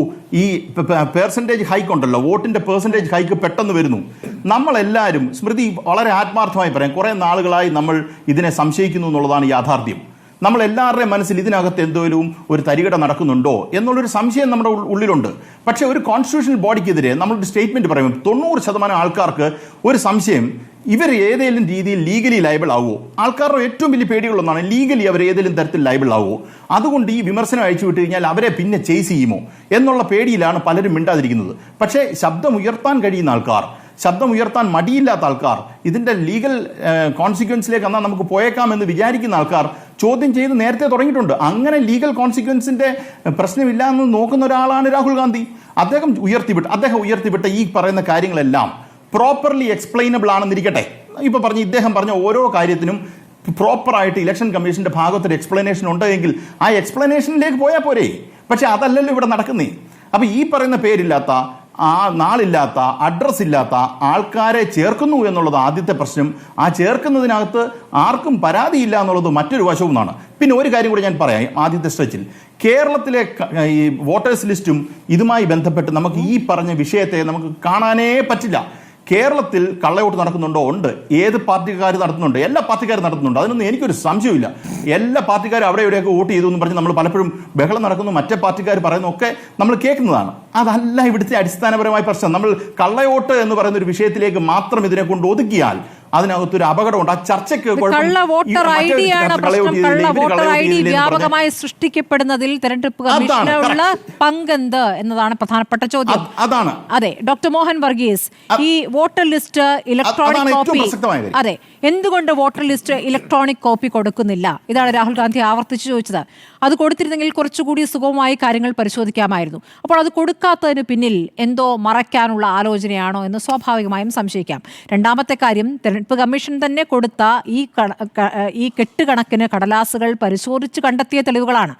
അല്ലാതെ കോൺഗ്രസ് ആയിട്ട് എവിടെ നിന്നും എടുത്തുകൊണ്ടുവന്നതല്ല, തെരഞ്ഞെടുപ്പ് കമ്മീഷൻ കൊടുത്ത കടലാസുകളിൽ നിന്നും കണ്ടെത്തിയ സത്യങ്ങളാണ്. അപ്പോൾ അത് നിഷേധിക്കാൻ പറ്റുമോ എന്നൊരു പ്രധാനപ്പെട്ട ചോദ്യം അവിടെയില്ലേ ഡോക്ടർ മോഹൻ വർഗീസ്? തീർച്ചയായും ഒരുപടി ന്യായമായ ചോദ്യങ്ങൾ ഇവിടെ ഉയരുന്നുണ്ട്. അത് യാതൊരു സംശയവുമില്ല. പ്രതിപക്ഷ നേതാവ് ശ്രീ രാഹുൽ ഗാന്ധി ഉയർത്തിയ ചില ചോദ്യങ്ങൾ, ആ ചോദ്യങ്ങളുടെ കതിരും പതിരും തെളിച്ചെടുക്കുക, അത് നമ്മുടെ ഈ ചർച്ചയുടെ ഒരു പ്രധാന ഉദ്ദേശം കൂടിയാണ്. ഇവിടെ എന്നോടൊപ്പം പാനലിൽ ഇന്ത്യ മുന്നണിയുടെ 2 ഘടകകക്ഷികളുടെ പ്രതിനിധികളുണ്ട്, ദേശീയ ജനാധിപത്യ സഖ്യത്തിന്റെ ഒരു പ്രതിനിധിയുമുണ്ട്. അപ്പോൾ എന്നെ സംബന്ധിച്ചിടത്തോളം ഈ 2 പാർട്ടികളോടോ 2 മുന്നണികളോടോ ചേർന്ന് അവരുടെ പക്ഷം പറയാതെ യഥാർത്ഥത്തിൽ രാഹുൽ ഗാന്ധി ഇന്ന് നടത്തിയ പത്രസമ്മേളനം അല്ലെങ്കിൽ ഇന്ന് നടത്തിയ പവർ പോയിന്റ് പ്രസന്റേഷൻ, അതിൽ ചില കാര്യങ്ങളിൽ ഗൗരവമായി ആഴത്തിലുള്ള പരിശോധന ആവശ്യമുണ്ട്. പ്രത്യേകിച്ച് ഫിസിക്കൽ ഡോക്യുമെന്റ്സ് എടുത്ത് അത് പവർ പോയിന്റായി അവതരിപ്പിച്ചുകൊണ്ട് കാര്യകാരണ സഹിതം ഒരു പ്രത്യേക മണ്ഡലത്തിൽ, അതായത് മഹാദേവപുര എന്ന് പറയുന്ന ബാംഗ്ലൂർ സെൻട്രൽ ലോക്സഭാ മണ്ഡലത്തിന്റെ പരിധിയിൽ വരുന്ന 7 നിയമസഭാ സെഗ്മെന്റിൽ ഒരു മണ്ഡലത്തിലെ കൂലങ്കക്ഷമായ അനാലിസിസ്. അപ്പൊ ഇത് നമുക്ക് മെത്തഡോളജിയൊക്കെ, ഞാനൊരു റിസർച്ച് ഗൈഡ് കൂടിയാണ്, അപ്പൊ നമുക്ക് മെത്തഡോളജിക്കൽ ഒരു പ്യൂരിറ്റി അവിടെ വേണമെങ്കിൽ രാഹുൽ ഗാന്ധിക്ക് അവകാശപ്പെടാം. കാരണം ഇതൊരു ഇൻഡക്റ്റീവ് ആൻഡ് ഡിഡക്റ്റീവ് മെത്തേഡ്സ് ഉണ്ട്. കാരണം ഒരു മണ്ഡലത്തിൽ ഇങ്ങനെയാണ്, അത് ജനറലൈസ് ചെയ്ത് ഒരു മണ്ഡലത്തിൽ ഇങ്ങനെയാണ്, മറ്റൊരു മണ്ഡലത്തിൽ ഇങ്ങനെയാണ്, അതുകൊണ്ട് എല്ലാ മണ്ഡലത്തിലും ഇന്ത്യാസകലം റിഗ്ഡ് ആണ് എന്ന് സ്ഥാപിക്കാനുള്ള ഒരു ശ്രമം അതുണ്ട്. ഇനി മറുപക്ഷത്തെ അതേ രാഹുൽ ഗാന്ധി തന്നെ മറ്റൊരു മെത്തഡോളജിയും അഡോപ്റ്റ് ചെയ്യുന്നു. ഹരിയാനയിൽ എങ്ങനെ സംഭവിച്ചു, മഹാരാഷ്ട്രയിൽ എങ്ങനെ സംഭവിച്ചു, മധ്യപ്രദേശിൽ സംഭവിച്ചു, ഇതാ കർണാടകയിലും സംഭവിച്ചിരിക്കുന്നു, അതുകൊണ്ട് ഇന്ത്യ മുഴുവൻ സംഭവിച്ചിരിക്കുന്നു. അങ്ങനെയുള്ളൊരു നറേറ്റീവും കൊണ്ടുവരുന്നു. ഇവിടെ നോക്കൂ, എന്താണ് ജനപ്രാതിനിധ്യ നിയമം, 1950 ജനപ്രാതിനിധ്യ നിയമം അനുസരിച്ച് സുതാര്യമായി നടത്തേണ്ട പ്രക്രിയ, തെരഞ്ഞെടുപ്പ് പ്രക്രിയ, അതിന് ആ സ്ഥാപനത്തിന് ഭരണഘടനാപരമായ വിശുദ്ധിയുണ്ട്, പരിപാവനതയുണ്ട്. അവിടെ എന്തെങ്കിലും ക്രമക്കേടുകൾ ഉണ്ടെങ്കിൽ വോട്ടേഴ്സ് ലിസ്റ്റിന്റെ കരട് പരിശോധിച്ച് അത് ഉറപ്പുവരുത്തി പരാതികൾ കൊടുക്കാൻ രാഷ്ട്രീയ കക്ഷികൾക്ക് അനുവാദമുണ്ട്, അവകാശമുണ്ട്. അത് വിനിയോഗിക്കാതെ തെരഞ്ഞെടുപ്പ് കഴിഞ്ഞതിന് ശേഷം എല്ലാം കഴിഞ്ഞതിന് ശേഷം പരാജയപ്പെട്ടതിന് ശേഷം ഞങ്ങളുടെ പരാജയത്തിന് കാരണം സംവിധാനം ഞങ്ങൾക്കെതിരെ പ്രവർത്തിച്ചതുകൊണ്ടാണ്. വൈകുന്നേരം 5:30 ശേഷം വലിയ രീതിയിലുള്ള വോട്ട് ആണ് നടന്നിട്ടുള്ളത്. അങ്ങനെ ഒന്നും ഞങ്ങൾ ക്യൂവിൽ കാണുകയുണ്ടായില്ല. പക്ഷേ വോട്ട് വന്നപ്പോൾ വലിയ രീതിയിലുള്ള മാറ്റം വന്നു. 7% വ്യത്യാസം വന്നിരിക്കുന്നു. ശരിയാണ്. പക്ഷേ അതിന് കൃത്യമായ തെളിവുകൾ ഹാജരാക്കാൻ ബുദ്ധിമുട്ട് വരും. അതെങ്ങനെയാണ് സംഭവിച്ചതെന്ന് കൂലങ്കഷമായി ചിന്തിക്കേണ്ടതാണ്, ആലോചിക്കേണ്ടതാണ്, ചോദിച്ചപ്പോഴാണ് 45 ദിവസത്തിനകം അത് നശിപ്പിക്കാൻ ഓർഡർ കൊടുത്തത്. CCTV ദൃശ്യങ്ങൾ ഒരു തെളിവാണ്. അത് മാത്രമാണ് തെളിവെന്ന് അത് കോടതിയിലെത്തുമ്പോൾ അത് മാത്രമാണ് തെളിവെന്ന് കരുതാനാവുമോ? അങ്ങനെ കരുതാൻ കഴിയില്ല. പക്ഷേ അതൊരു തെളിവാണല്ലോ. 5 മണിക്ക് ശേഷം നീണ്ട ക്യൂ ഉണ്ടോ? എങ്ങനെയാണ് ഇങ്ങനെ അസ്വാഭാവികമായി പോളിംഗ് ഉണ്ടായത്? സ്വാഭാവികമായ സംശയമല്ലേ? അതിൽ ആ ചോദ്യങ്ങൾ ചോദിക്കുമ്പോൾ അതിനാവശ്യമായ മുഴുവൻ തെളിവുകളും തെരഞ്ഞെടുപ്പ് കമ്മീഷൻ തരുന്നുണ്ടെങ്കിൽ കുഴപ്പമില്ലെന്നേ. തെരഞ്ഞെടുപ്പ് കമ്മീഷനോട് ഡിജിറ്റൽ തെളിവുകൾ ചോദിക്കുമ്പോൾ എന്താണ് പറയുന്നത്? പറ്റില്ല എന്നല്ലേ? അത് കൊടുക്കുന്നതിൽ എന്താണ് തടസ്സം എന്നൊരു ആദ്യത്തെ ചോദ്യമില്ലേ ഡോക്ടർ മോഹൻ വർഗീസ്? അത് എന്താണ് കൊടുക്കാത്തത്? അത് നമുക്ക് ഓരോരുത്തർക്കും കിട്ടേണ്ടതല്ലേ? ആ ഡിജിറ്റൽ തെളിവ് നമുക്ക് ഓരോരുത്തർക്കും പരിശോധിക്കണ്ടേ? നമ്മൾ എല്ലാ പൗരന്മാർക്കും കിട്ടേണ്ടതല്ലേ? ഡിജിറ്റൽ ഇന്ത്യയിൽ ഡിജിറ്റൽ തെളിവുകൾ പൗരന്മാർക്ക് കൈമാറുന്നതിൽ എന്താണ് തടസ്സം എന്നത് തീർച്ചയായും ന്യായമായ ചോദ്യമാണ്, നൈതികമായ ഒരു ചോദ്യമാണ്. അത് മാത്രമല്ല, അറിയാനുള്ള അവകാശം, റൈറ്റ് ടു ഇൻഫർമേഷൻ, അതൊരു പ്രത്യേക ഘടനാപരമായി ചോദിക്കുന്നതല്ല. ഇത് ചോദിക്കുമ്പോൾ അത് നൽകുക എന്ന് പറയുന്നത് ജനാധിപത്യത്തിന്റെ സുതാര്യതയ്ക്കും ദൃഢതയ്ക്കും ആവശ്യം തന്നെയാണ്. ഇവിടെ 45 ദിവസത്തിന് ശേഷം CCTV ദൃശ്യങ്ങൾ റെക്കോർഡ് ചെയ്തത് മാഞ്ഞു പോകുന്നു എന്ന് പറയുന്നത് അത് തീർച്ചയായും ബണ്ടിൽസ് ആൻഡ് ക്വാണ്ടം ഇൻഫർമേഷൻ, അത് തീർച്ചയായും ഹോൾഡ് ചെയ്യുന്നതിന് പരിമിതികളുണ്ട്. അത് മാഞ്ഞു പോകുന്നു എന്ന് പറയുന്നതിന് ഈ ഉദ്ദേശം വെച്ചുകൊണ്ട് മനഃപൂർവ്വം അത് തിരസ്കരിക്കുകയാണ്, മാഞ്ഞു പോകുന്നതാണ് എന്ന് കരുതാനുമാവില്ല. അതുകൊണ്ട് നമ്മൾ കതിരും പതിരും തെളിച്ചെടുക്കുമ്പോൾ ഡോക്ടർ മോഹൻ വർഗീസ് നമുക്ക് നോക്കൂ, 4 തവണ കത്ത് കൊടുത്തു തെരഞ്ഞെടുപ്പ് കമ്മീഷന്. 4 തവണ തെരഞ്ഞെടുപ്പ് കമ്മീഷന് കത്ത് കൊടുക്കുമ്പോഴും ഡിജിറ്റൽ തെളിവുകൾ കൈമാറുന്നില്ല. എന്തുകൊണ്ടാണ്? ആ ചോദ്യത്തിന് മറുപടി കിട്ടിയിട്ടില്ലല്ലോ. അത് തരാൻ പറ്റില്ല എന്ന് പറയുന്നു. എന്നിട്ട് ഈ കെട്ടുകണക്കിന് കടലാസ് കൊടുക്കുമ്പോൾ അത് പരിശോധിക്കില്ല എന്ന് കരുതി. അത് പരിശോധിക്കാൻ പോകുന്നില്ല, അത് എവിടെയെങ്കിലും തള്ളുമെന്ന് കരുതുകയാണ്. ഈ 300 കിലോ പേജുകൾ പരിശോധിക്കാൻ പോകുമെന്ന് ഒരു തരത്തിലും തോന്നിയിട്ടില്ല. അതുകൊണ്ടല്ലേ അത് കൊടുത്തത്. അങ്ങനെ നമുക്ക് കരുതാമല്ലോ. ഇലക്ഷൻ കമ്മീഷൻ അല്ല, ഞാൻ നടപടിയാണ്. ഇലക്ഷൻ കമ്മീഷൻ അങ്ങേലേക്ക് വരാം. അങ്ങേലേക്ക് അടുത്തതായി വരാം. രാജേഷ്, അദ്ദേഹം പറഞ്ഞ ശേഷം അങ്ങേലേക്ക് വരാം. തീർച്ചയായും സ്മൃതി, there is something called precedence. ഒരിക്കൽ ഇത് നൽകിക്കഴിഞ്ഞാൽ നിരന്തരം രാഷ്ട്രീയ കക്ഷികൾ ഇലക്ഷൻ കമ്മീഷനോട് ഡിജിറ്റൽ തെളിവുകൾ നിരന്തരം ആവശ്യപ്പെടും. ആ രീതിയിൽ പ്രൊവൈഡ് ചെയ്യാനാണെങ്കിൽ ഇലക്ഷൻ കമ്മീഷൻ അത് മാത്രമേ കാണൂ. വോട്ടർ പട്ടിക പുതുക്കാനോ മറ്റു കാര്യങ്ങൾ ചെയ്യാനോ ഒന്നും നേരം കാണില്ല. അതുകൊണ്ട് ഡിജിറ്റൽ തെളിവുകൾ വളരെ കൺട്രോൾഡ് ആയിട്ട് കൊടുക്കേണ്ടതാണ്. തീർച്ചയായും കോടതിയെ സമീപിക്കാനുള്ള അവകാശം രാഷ്ട്രീയ കക്ഷികൾക്കുണ്ട്, വ്യക്തമായ തെളിവുകളുടെ അടിസ്ഥാനത്തിൽ. കോടതി ഇപ്പോൾ ഇത് വോട്ടർ പട്ടിക ഒരു തെളിവ് തന്നെയാണ്. രാഹുൽ ഗാന്ധിയുടെ കയ്യിലുള്ള 300 കിലോഗ്രാം ഭാരമുള്ള തെളിവുകൾ, അത് ജീവിക്കുന്ന തെളിവുകൾ തന്നെയാണ്. അവിടെ ഒരു മണ്ഡലം എടുക്കുകയാണ്, ഒരു ലോക്സഭാ മണ്ഡലം എടുത്തിട്ട് അതിന്റെ പരിധിയിൽ വരുന്ന 7 നിയമസഭാ സെഗ്മെന്റിൽ ഒരു സെഗ്മെന്റിൽ ഉള്ള ഭൂരിപക്ഷം, മൃഗീയമായ ഭൂരിപക്ഷം മാത്രം എടുത്തുകൊണ്ട് മൊത്തത്തിൽ കോൺഗ്രസ് പാർട്ടിക്ക് ലഭിച്ച മറ്റ് മണ്ഡലങ്ങളുടെ ഭൂരിപക്ഷത്തെ കവർ ചെയ്തു എന്ന് പറയുമ്പോൾ അതിൽ ഒരു അപാകത തോന്നാമെങ്കിലും സാങ്കേതികമായി അത് ടെനബിൾ ആണ്. ഒരു മണ്ഡലത്തിലെ മാത്രം ഭൂരിപക്ഷത്തിൽ 6 മണ്ഡലങ്ങളിലെ ചെറിയ ഭൂരിപക്ഷം മറികടക്കുന്നത് തീർച്ചയായും ജനാധിപത്യത്തിൽ അനുവദനീയമാണ്. അതിന് ആരോപിക്കാം എന്നല്ലാതെ, ഒരു ക്രമക്കേട് ആരോപിക്കാം എന്നല്ലാതെ അതിന് തെളിയിക്കാനാവില്ല. ഇതെല്ലാം ആരോപിക്കാം എന്നല്ലാതെ തെളിയിക്കാൻ പറ്റില്ല എന്നങ്ങ് പറയുമ്പോഴും പുറത്തു വന്ന തെളിവുകളുണ്ടല്ലോ, അതെന്താണ് സംസാരിക്കുന്നത്? അതൊന്ന് അങ്ങ് പറയാമോ? പുറത്തു വന്ന തെളിവുകൾ സംസാരിക്കുന്നത് എന്താണ്? പുറത്തു വന്ന തെളിവുകളിൽ 1,00,000 വോട്ടിന്റെ ഡിസ്ക്രിപ്പൻസി ഉണ്ട് എന്നത് ഒരു വ്യക്തമായ തെളിവുകൾ സഹിതം രാഹുൽ ഗാന്ധി മുന്നോട്ട് വെച്ചിരിക്കുകയാണ്. അത് തീർച്ചയായും ഘടനാപരമായി പരിശോധിക്കേണ്ടതാണ്. ഇലക്ഷൻ കമ്മീഷൻ അതിനൊരു മറുപടി കൊടുക്കേണ്ടതാണ്. ഈ ക്രമക്കേട് നടന്ന സ്ഥലത്ത് ആര് ജയിച്ചു എന്നതും നമ്മുടെ മുന്നിലൊരു സത്യമാണല്ലോ. അതൊരു സബ്ജക്റ്റീവ് ചോദ്യമാണ്. ജയപരാജയങ്ങൾ എന്ന് പറയുന്നത് അത് സബ്ജക്റ്റീവ്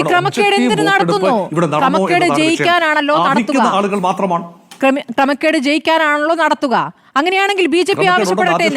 BJP ആവശ്യപ്പെടുന്നില്ലല്ലോ. BJP മറിച്ച് പറയുന്നത് എന്താണ്? രാഹുൽ ഗാന്ധിയുടെ ഫ്രസ്ട്രേഷൻ ആണെന്നാണ് പറയുന്നത്. അങ്ങനെയാണോ പറയേണ്ടത്?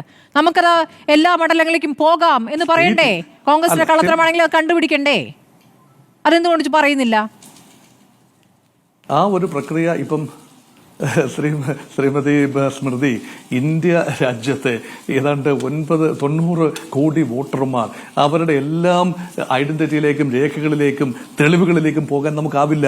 ഒരു സാമ്പിളായി ഇവിടെ പറയുന്ന ഒരു മണ്ഡലം, ആ മണ്ഡലത്തെ കൂലങ്കഷമായി ഒരു മണ്ഡലത്തിലെങ്കിലും ഇത് സംഭവിച്ചു എന്ന് തെളിയിക്കാനായാൽ മറ്റു മണ്ഡലങ്ങളിൽ ഇതേ പ്രക്രിയ നടന്നിരിക്കാനുള്ള സാധ്യത നമുക്ക് ലോജിക്കലായി കണ്ടെടുക്കാൻ കഴിയും. അതുകൊണ്ടാണ് ഇലക്ഷൻ കമ്മീഷൻ ഇപ്പോൾ പറഞ്ഞിരിക്കുന്നത്, സ്റ്റേറ്റ് ഇലക്ഷൻ ഓഫീസർ, കർണാടകത്തിലെ സ്റ്റേറ്റ് ഇലക്ഷൻ ഓഫീസർ പറഞ്ഞിരിക്കുകയാണ്, നിങ്ങളൊരു കാര്യം ചെയ്യൂ, ഒരു സത്യവാങ്മൂലം എന്ന രൂപത്തിൽ, വെറുതെ ഇങ്ങനെ പരസ്യമായി പബ്ലിക് ഡൊമൈനിൽ ഇത് കൊണ്ടുവന്നാൽ മാത്രം പോരാ, ഒരു സത്യവാങ്മൂലം സമർപ്പിക്കൂ, ഇങ്ങനെ സംഭവിച്ചിരിക്കുന്നു, അതേക്കുറിച്ച് അന്വേഷണം, കോടതിയിൽ ഒരു കേസും ഫയൽ ചെയ്യൂ എന്ന് പറഞ്ഞിരിക്കുകയാണ് സ്റ്റേറ്റ് ഇലക്ഷൻ ഓഫീസർ. ഒരിക്കൽ അതൊരു ഘടനാപരമായി അത് നീങ്ങിക്കഴിഞ്ഞാൽ തീർച്ചയായും ഇലക്ഷൻ കമ്മീഷൻ അത് അന്വേഷിക്കേണ്ടി വരും, കോടതിയുടെ ഇടപെടൽ ഉണ്ടാകും. ഇവിടെ കൃത്യമായി ഈ 300 കിലോ എന്ന് പറയുന്നത് വലിയൊരു ഡിജിറ്റൽ ലോകത്ത് ഈ 300 കിലോ ഫിസിക്കൽ ഡോക്യുമെന്റ് എന്ന് പറയുന്നത് വലിയൊരു ഭാരം തന്നെയാണ്. ഈ ഭാരം കോടതിയിൽ ഹാജരാക്കാവുന്നതാണ്. ഈ ഭാരം ഇപ്പോൾ പ്രഥമ ദൃഷ്ടിയ കാണുന്ന തെളിവുകൾ അനുസരിച്ച് നെയിംസ് ഡ്യൂപ്ലിക്കേറ്റഡ് ആയിട്ടുണ്ട്. ഒരൊറ്റ അഡ്രസ്സിൽ ഇത്രയധികം പേരെങ്ങനെ വന്നു? ന്യായമായ ചോദ്യമാണ്. അപ്പോൾ ഇതൊക്കെ 1,00,000 വോട്ടിന്റെ ഡിസ്ക്രിപ്പൻസി അവിടെ വന്നിരിക്കുന്നു. ഇതെല്ലാം തന്നെ പ്രഥമ ദൃഷ്ടിയ there is a case in point. 6 മാസത്തോളം എടുത്ത് കോൺഗ്രസ് പാർട്ടിയും ഏജൻസും എല്ലാം തപ്പിപ്പിടിച്ചെടുത്ത ഇൻഫർമേഷനാണ്. ഒരു കൂലങ്കഷമായി റിസർച്ച് ചെയ്ത് തന്നെ കൊണ്ടുവന്ന ഡോക്യുമെന്റ് ആണ്. ഒരുപക്ഷെ കർണാടക സംസ്ഥാന ഗവൺമെന്റ്, ഈ കർണാടക ആയതുകൊണ്ടാണ് സംഭവിക്കുന്നത്, ഒരുപക്ഷെ കോൺഗ്രസ് ഭരിക്കുന്ന ഒരു സംസ്ഥാനം എന്ന നിലയിൽ കർണാടകത്തിൽ ആ ഒരു ലിവറേജ് ഒരുപക്ഷെ കോൺഗ്രസിന്റെ സംഘടനാ പ്രവർത്തകർക്ക് ലഭിച്ചു. അതേ ലിവറേജ് ഒരുപക്ഷെ മഹാരാഷ്ട്രയിൽ ലഭിക്കില്ല. അതുകൊണ്ട് ഇത് കർണാടകത്തിലെ മാത്രം വിഷയമായി തുച്ഛീകരിച്ച് കാണാതെ ഒരു ജനറൽ വിഷയമാണെങ്കിൽ, ഇലക്ഷൻ കമ്മീഷന്റെ ക്രെഡിബിലിറ്റിയാണ് സ്മൃതി വിഷയമെങ്കിൽ തീർച്ചയായും നെക്സ്റ്റ് ലെവലിലേക്ക് ഇത് പോകണം. രാഹുൽ ഗാന്ധി പറഞ്ഞതുകൊണ്ട്, പ്രതിപക്ഷ നേതാവ് പറഞ്ഞതുകൊണ്ട്, ഒരു കോൺഗ്രസ് നേതാവ് പറഞ്ഞതുകൊണ്ട് മാത്രം ഒരു വിഷയം അല്ലാതാവുന്നില്ല. ആ വിഷയത്തിന്റെ കാതലിലേക്ക്, ഗൗരവത്തിലേക്ക് പോവുകയും ഒരു നിഷ്പക്ഷമായി, കാരണം അത് BJP കൂടി സഹകരിക്കണം. അവിടെ ഞങ്ങൾ ഒരു രാഷ്ട്രീയ മറുപടി അല്ല യഥാർത്ഥത്തിൽ BJP അവിടെ പറയേണ്ടത്. യഥാർത്ഥത്തിൽ ഇവിടെ എന്നാൽ രാഹുൽ ഗാന്ധിയുടെ ഭാഗത്ത് നിന്ന് പാടുന്ന പല കാര്യങ്ങളിലും എനിക്ക് അങ്ങനെ കാണാൻ ഒക്കൂ. തെളിവുകളില്ലാതെ എങ്ങനെയാണ് സംഭവിക്കുന്നത്? അഭിപ്രായ വോട്ടെടുപ്പിൽ ഞങ്ങൾ മുന്നിട്ട് നിന്നു, യഥാർത്ഥ വോട്ട് വന്നപ്പോൾ ഞങ്ങൾ പിന്നിൽ പോയി. ഹരിയാനയിലെ ഏതാണ്ട് എല്ലാ അഭിപ്രായ സർവേകളിലും ഞങ്ങൾ മുന്നിട്ട് നിന്നു. ഹരിയാനയിലെ മോദിയുടെ റാലിക്ക് ആളില്ലാത്ത വിഷയം കൂടി ഉണ്ടായിരുന്നു. അത് നമ്മൾ കണ്ടതാണ്. ഹരിയാനയിൽ കർഷക സമരം ഏറ്റവും ശക്തമായി നിന്നിരുന്ന ഘട്ടം കഴിഞ്ഞ ശേഷമാണ് തെരഞ്ഞെടുപ്പ് നടന്നത്. ഇതൊക്കെ അവിടെ ഒരു യാഥാർത്ഥ്യമായി നിൽക്കുകയാണ്. പിന്നീട് അങ്ങ് വിജയിക്കുമ്പോൾ അത് സംശയിക്കുമല്ലോ സ്വാഭാവികമായും. ജനാധിപത്യപരമായി ആലോചിക്കുമ്പോൾ അതിലെന്തോ ദാൽമേ കാല എന്ന് രാഹുൽ പറയുന്നത്, അങ്ങനെ ഒരു സംശയം സ്വാഭാവികമായി സംഭവിക്കുന്ന ഒരു കാര്യം തന്നെയാണ്. VV രാജേഷ്, ഇതിപ്പോൾ കോൺഗ്രസ് നടത്തിയ ക്രമക്കേടാണെങ്കിൽ അത് കണ്ടെത്തണമല്ലോ, അങ്ങനെയാണോ BJP ആവശ്യപ്പെടുന്നത്? തെരഞ്ഞെടുപ്പ് കമ്മീഷൻ ഇക്കാര്യത്തിൽ കൂടുതൽ അന്വേഷണം നടത്തണം, അല്ലെങ്കിൽ സുതാര്യമായി ഇക്കാര്യങ്ങളിലൊരു പ്രതികരണം നടത്തണം എന്ന് BJP ആവശ്യപ്പെടുമോ? അല്ല, സ്വാഭാവികമായിട്ട് അതൊക്കെ സംഭവിക്കുമല്ലോ. ഇത്തരത്തിൽ കോൺഗ്രസ് പോലുള്ള രാഷ്ട്രീയ പാർട്ടി, ഇപ്പോൾ രാഹുൽ ഗാന്ധി ആണെങ്കിലും കോൺഗ്രസ് ആണല്ലോ ഒരു പ്രധാനപ്പെട്ട ഒരു പ്രതിപക്ഷ പാർട്ടിയാണല്ലോ. രാഹുൽ ഗാന്ധി ഇങ്ങനെ ഇപ്പോൾ വിമാനം, ആയുധ ഇടപാട് ഉൾപ്പെടെ ഒരുപാട് കാര്യങ്ങൾ ഉന്നയിച്ച് കോടതിയിൽ നിന്ന് ശിക്ഷ വരെ ഏറ്റുവാങ്ങി നടക്കുന്ന ആളായതുകൊണ്ടാണെങ്കിലും കോൺഗ്രസ് പാർട്ടി ഇത്തരത്തിൽ ഒരു ആരോപണം ഉന്നയിക്കുമ്പോൾ സ്വാഭാവികമായിട്ടും പരിശോധിക്കേണ്ട ഘടകങ്ങളൊക്കെ തന്നെ പരിശോധിക്കുമെന്നുള്ളതാണ് എൻ്റെ വ്യക്തിപരമായ നിരീക്ഷണം. ഇവിടെ കർണാടകത്തിലെ മഹാദേവപുരം മണ്ഡലത്തിൽ ഒരു അസംബ്ലി സെഗ്മെൻറ്റിൻ്റെ ലീഡ് കൊണ്ടാണ് BJP ജയിച്ചത് എന്നുള്ളത് വലിയ അത്ഭുതമായിട്ട് നിങ്ങൾ പല തവണ പറഞ്ഞതുകൊണ്ട് ഞാൻ ഒരു കാര്യം പറയാം. അതുപോലെ ഒരു ലോക്സഭാ മണ്ഡലം തന്നെയാണ് മഹാരാഷ്ട്രയിലെ ധുലെ ലോക്സഭാ സീറ്റ്. എല്ലാവരും ഒന്ന് ചെക്ക് ചെയ്ത് നോക്കിയേ. ധുലെ ലോക്സഭാ സീറ്റിൻ്റെ ഭാഗമായ മാലേഗാവ് സെൻട്രൽ, അവിടെ 6 നിയമസഭാ മണ്ഡലങ്ങളിൽ 5ലും BJP ആയിരുന്നു മുന്നിൽ. ആ പാർലമെൻറ്റിൽ 6 മണ്ഡലങ്ങളുണ്ടെങ്കിൽ അതിൽ 5ലും BJP ആയിരുന്നു മുന്നിൽ. എന്നാൽ മാലേഗാവ് സെൻട്രലിൽ കോൺഗ്രസിന് നല്ല ലീഡ് കിട്ടിയ കോൺഗ്രസ് ജയിച്ചു. ഇത് തന്നെയാണ് മഹാദേവപുരത്ത് സംഭവിച്ചത്. ക്രമക്കേടാണെന്നുണ്ടെങ്കിൽ അവിടെയും ക്രമക്കേട് കാണിക്കാമായിരുന്നല്ലോ. അപ്പോൾ ഈ സെലക്റ്റീവായിട്ട് സംസാരിക്കരുത്. മഹാദേവപുരത്തിനെ കുറിച്ച് പറയുമ്പോൾ ധുലെ ലോക്സഭാ സീറ്റിനെ കുറിച്ച് പറയണം. ഒറ്റ അസംബ്ലി രാഹുൽ ഗാന്ധി അങ്ങനെ ജയിച്ച കാര്യം മാത്രമല്ലല്ലോ പറഞ്ഞത് VV രാജേഷ്, അതിനോടൊപ്പം ഈ പുറത്തേക്ക് വരുന്ന തെളിവുകൾ കൂടി ഉണ്ടല്ലോ, അതുകൂടി ചേർത്ത് പറയാം. എനിക്ക് ഒന്നൊന്നായിട്ടില്ലേ സുഹൃത്തെ, എനിക്ക് ഒന്നൊന്നായിട്ടില്ലേ പറയാൻ പറ്റും. ഞാൻ ചോദിക്കട്ടെ, ഈ ലാൽകുമാറൊക്കെ പറഞ്ഞപ്പോഴേക്കും സ്മൃതിയുടെ സംസാര ശേഷി തന്നെ 2-3 മിനിറ്റ് അതിന് നഷ്ടപ്പെട്ടു. ചോദ്യം ചോദിക്കാറുള്ളൂ പ്രധാനപ്പെട്ട ആംഗിളാണ്. ചോദ്യം ചോദിക്കാറുള്ളൂ, വെറുതെ ചോദിച്ച ആളുകളെ ബുദ്ധിമുട്ടിക്കില്ല. ചോദിക്കും. അപ്പൊ ലാല് പറഞ്ഞപ്പോ ഒരു സംശയം തോന്നിയില്ല. പറഞ്ഞതിൽ ഭയങ്കര സംശയം വരുന്നേ. അപ്പോഴേ പറയൂ, താങ്കൾ ഈ തെളിവ് അല്ല സംശയം ഇയാൾക്ക് വേറൊരു സംശയം വന്നിരുന്നു. താങ്കളുടെ ഒരു ഊഹവും കൂടെ ഉണ്ടായിരുന്നു. അതായത് ഇപ്പോൾ താങ്കൾ പറഞ്ഞൊരു കമൻ്റ് കൂടെ ഞാൻ പറയാം. അതായത് ഇലക്ഷൻ കമ്മീഷൻ 300 കിലോ ഭാരം വരുന്ന കടലാസുകൾ കോൺഗ്രസിന് കൊടുത്തപ്പോൾ അത് പരിശോധിക്കില്ല, ഏതെങ്കിലും മൂലയിൽ കൊണ്ട് വച്ചിരിക്കുമെന്ന് കരുതിയാണ് കൊടുത്തതെന്ന്. അതായത് ഇലക്ഷൻ കമ്മീഷൻ്റെ മനസ്സിൽ ആരൊക്കെയാണ് ഇത് കൊടുത്തതെന്ന് നമുക്കറിയില്ല. അവരുടെ മനസ്സിലുണ്ടായിരുന്ന ചിന്താഗതിയെ സ്മൃതി പരുത്തിക്കാട് ആവാഹിച്ച് താങ്കളുടെ മനസ്സിലേക്ക് കൊണ്ടുവന്നിട്ട് അതിനങ്ങ് പറയുകയാണ്. ഇത്രയും ഇത് ജേർണലിസത്തിന്റെ ഏത് ഭാഗത്താണെന്നോ ഇലക്ഷൻ കമ്മീഷൻ എല്ലായിടത്തും പ്രയോഗിക്കാവുന്ന ഒരു സാധനമാണത് സാമാന്യ ബുദ്ധി. അല്ല, ഈ സാമാന്യ ബുദ്ധി ഊഹിക്കുന്ന കാര്യത്തിലൊക്കെ സാമാന്യ ബുദ്ധി ഊഹമല്ല. നിര അദ്ദേഹം ഫോട്ടോ എടുത്ത് കാണിക്കുന്നുണ്ട്. അത് എത്രത്തോളം അത് ബുദ്ധിമുട്ടി എന്ന കാര്യം പറയുന്നുണ്ട്. 300 കിലോ എന്നും 300 കിലോയേക്കാൾ അതിനേക്കാൾ വലിയ ഭാരമാണ്. ഞാൻ തൂക്കി നോക്കിയിട്ടല്ലോ. 300 കിലോയേക്കാൾ സ്മൃതി ഞാനും കൂടെ ഒരു പാനലിസ്റ്റല്ലേ, എനിക്കൂടെ ഒരു അവസ്ഥ തന്നെ. അതായത് ഈ 300 കിലോ എന്നും കോൺഗ്രസ് സംബന്ധിച്ച് വലിയ ഭാരമൊന്നുമല്ല. അവർ അതിൻ്റെ അപ്പുറം ഭാരമാണ് അവർ ചുവന്നുകൊണ്ടിരിക്കുന്നത് കുറേ കാലം കൊണ്ട്. അതുകൊണ്ട് അവർക്ക് ഇതൊന്നും വലിയ ഭാരമൊന്നുമല്ല. ഇനി താങ്കൾ തെളിവുകളുടെ കാര്യം പറഞ്ഞു. ഞാനൊന്ന് പറയട്ടെ. എൻ്റെ കയ്യിലിരിക്കുന്നത് ഈ രാഹുൽ ഗാന്ധി ഇതുപോലെ തന്നെ മഹാരാഷ്ട്രയിലെ തെരഞ്ഞെടുപ്പ് അട്ടിമറി ഉന്നയിച്ചതിൻ്റെ കേസ് മഹാരാഷ്ട്ര ഹൈക്കോടതി മുംബൈ ഹൈക്കോടതി തള്ളിയല്ലോ.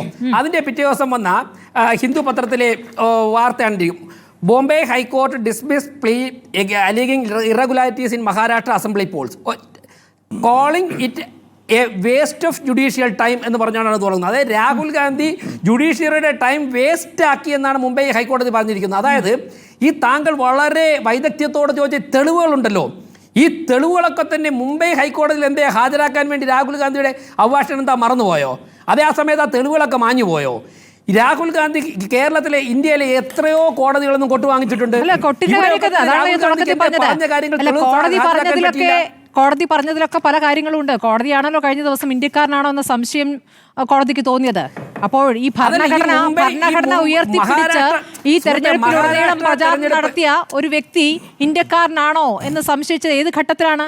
ഇന്ത്യയുടെ ഭൂമി, രാജ്യത്തിന്റെ ഭൂമി കൈവശപ്പെടുത്താൻ ചൈന ശ്രമിച്ചിട്ടുണ്ടോ എന്ന സംശയം ഉന്നയിച്ചതാണല്ലോ. ആരോപിച്ച കേസിൽ എന്താ എവിഡൻസ് ഹാജരാക്കാൻ സാധിച്ചില്ല?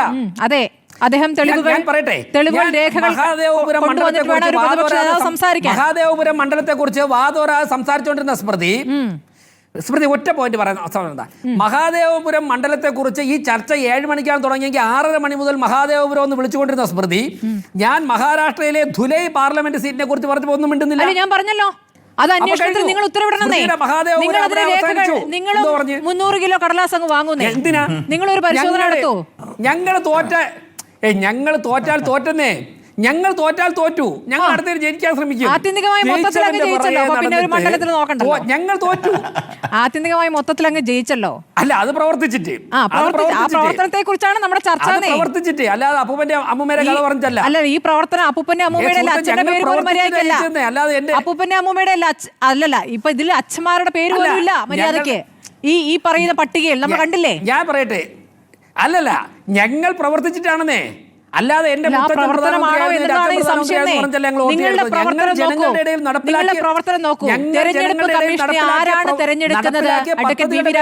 നിങ്ങളുടെ സുതാര്യതയെ കുറിച്ചൊന്ന് വിശദമാക്കുന്നേ. തെരഞ്ഞെടുപ്പ് കമ്മീഷൻ ആരാണ് തെരഞ്ഞെടുക്കുന്നത്? തെരഞ്ഞെടുപ്പ് കമ്മീഷനെ നിങ്ങൾ ചേർന്ന് തെരഞ്ഞെടുക്കുകയാണ്. പ്രതിപക്ഷ നേതാവ് അവിടെ ഒറ്റ സ്വരമാകുന്നു. നിങ്ങൾക്ക് ഒരുമിച്ച് സ്വരമാക്കാൻ പ്രധാനമന്ത്രിയും പ്രധാനമന്ത്രിക്കൊപ്പം പ്രധാനമന്ത്രി നിശ്ചയിക്കുന്ന അടുത്ത ആളും ചേർന്നിട്ടാണ്. ഈ രാജ്യം ഭരിച്ചുകൊണ്ടിരുന്നപ്പോൾ ആരായിരുന്നു തെരഞ്ഞെടുത്തോണ്ടിരുന്നത്?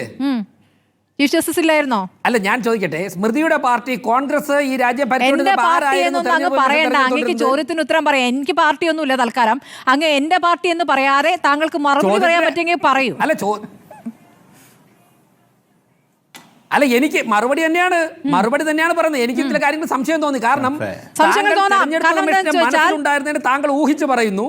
എന്നിട്ട് ഇപ്പോഴത്തെ ചീഫ് ഇലക്ഷൻ കമ്മീഷനെ തെരഞ്ഞെടുപ്പിന് തൊട്ട് മുൻപ് നിയമിക്കുന്നു അല്ലെ? തൊട്ട് മുൻപ് നിയമിക്കുന്നു, അതിന് തൊട്ട് മുമ്പ് ചീഫ് ജസ്റ്റിസിനെ ഒഴിവാക്കുന്നു.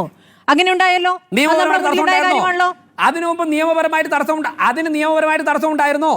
അതിന് നിയമപരമായിട്ട് തടസ്സമുണ്ടായിരുന്നെങ്കിൽ എന്തുകൊണ്ട് നിങ്ങൾ ചലഞ്ച് ചെയ്തില്ല? ഇതൊക്കെ രാജ്യം എത്ര ദിവസമായി ചർച്ച ചെയ്തുകൊണ്ടിരിക്കുന്നതാണ്.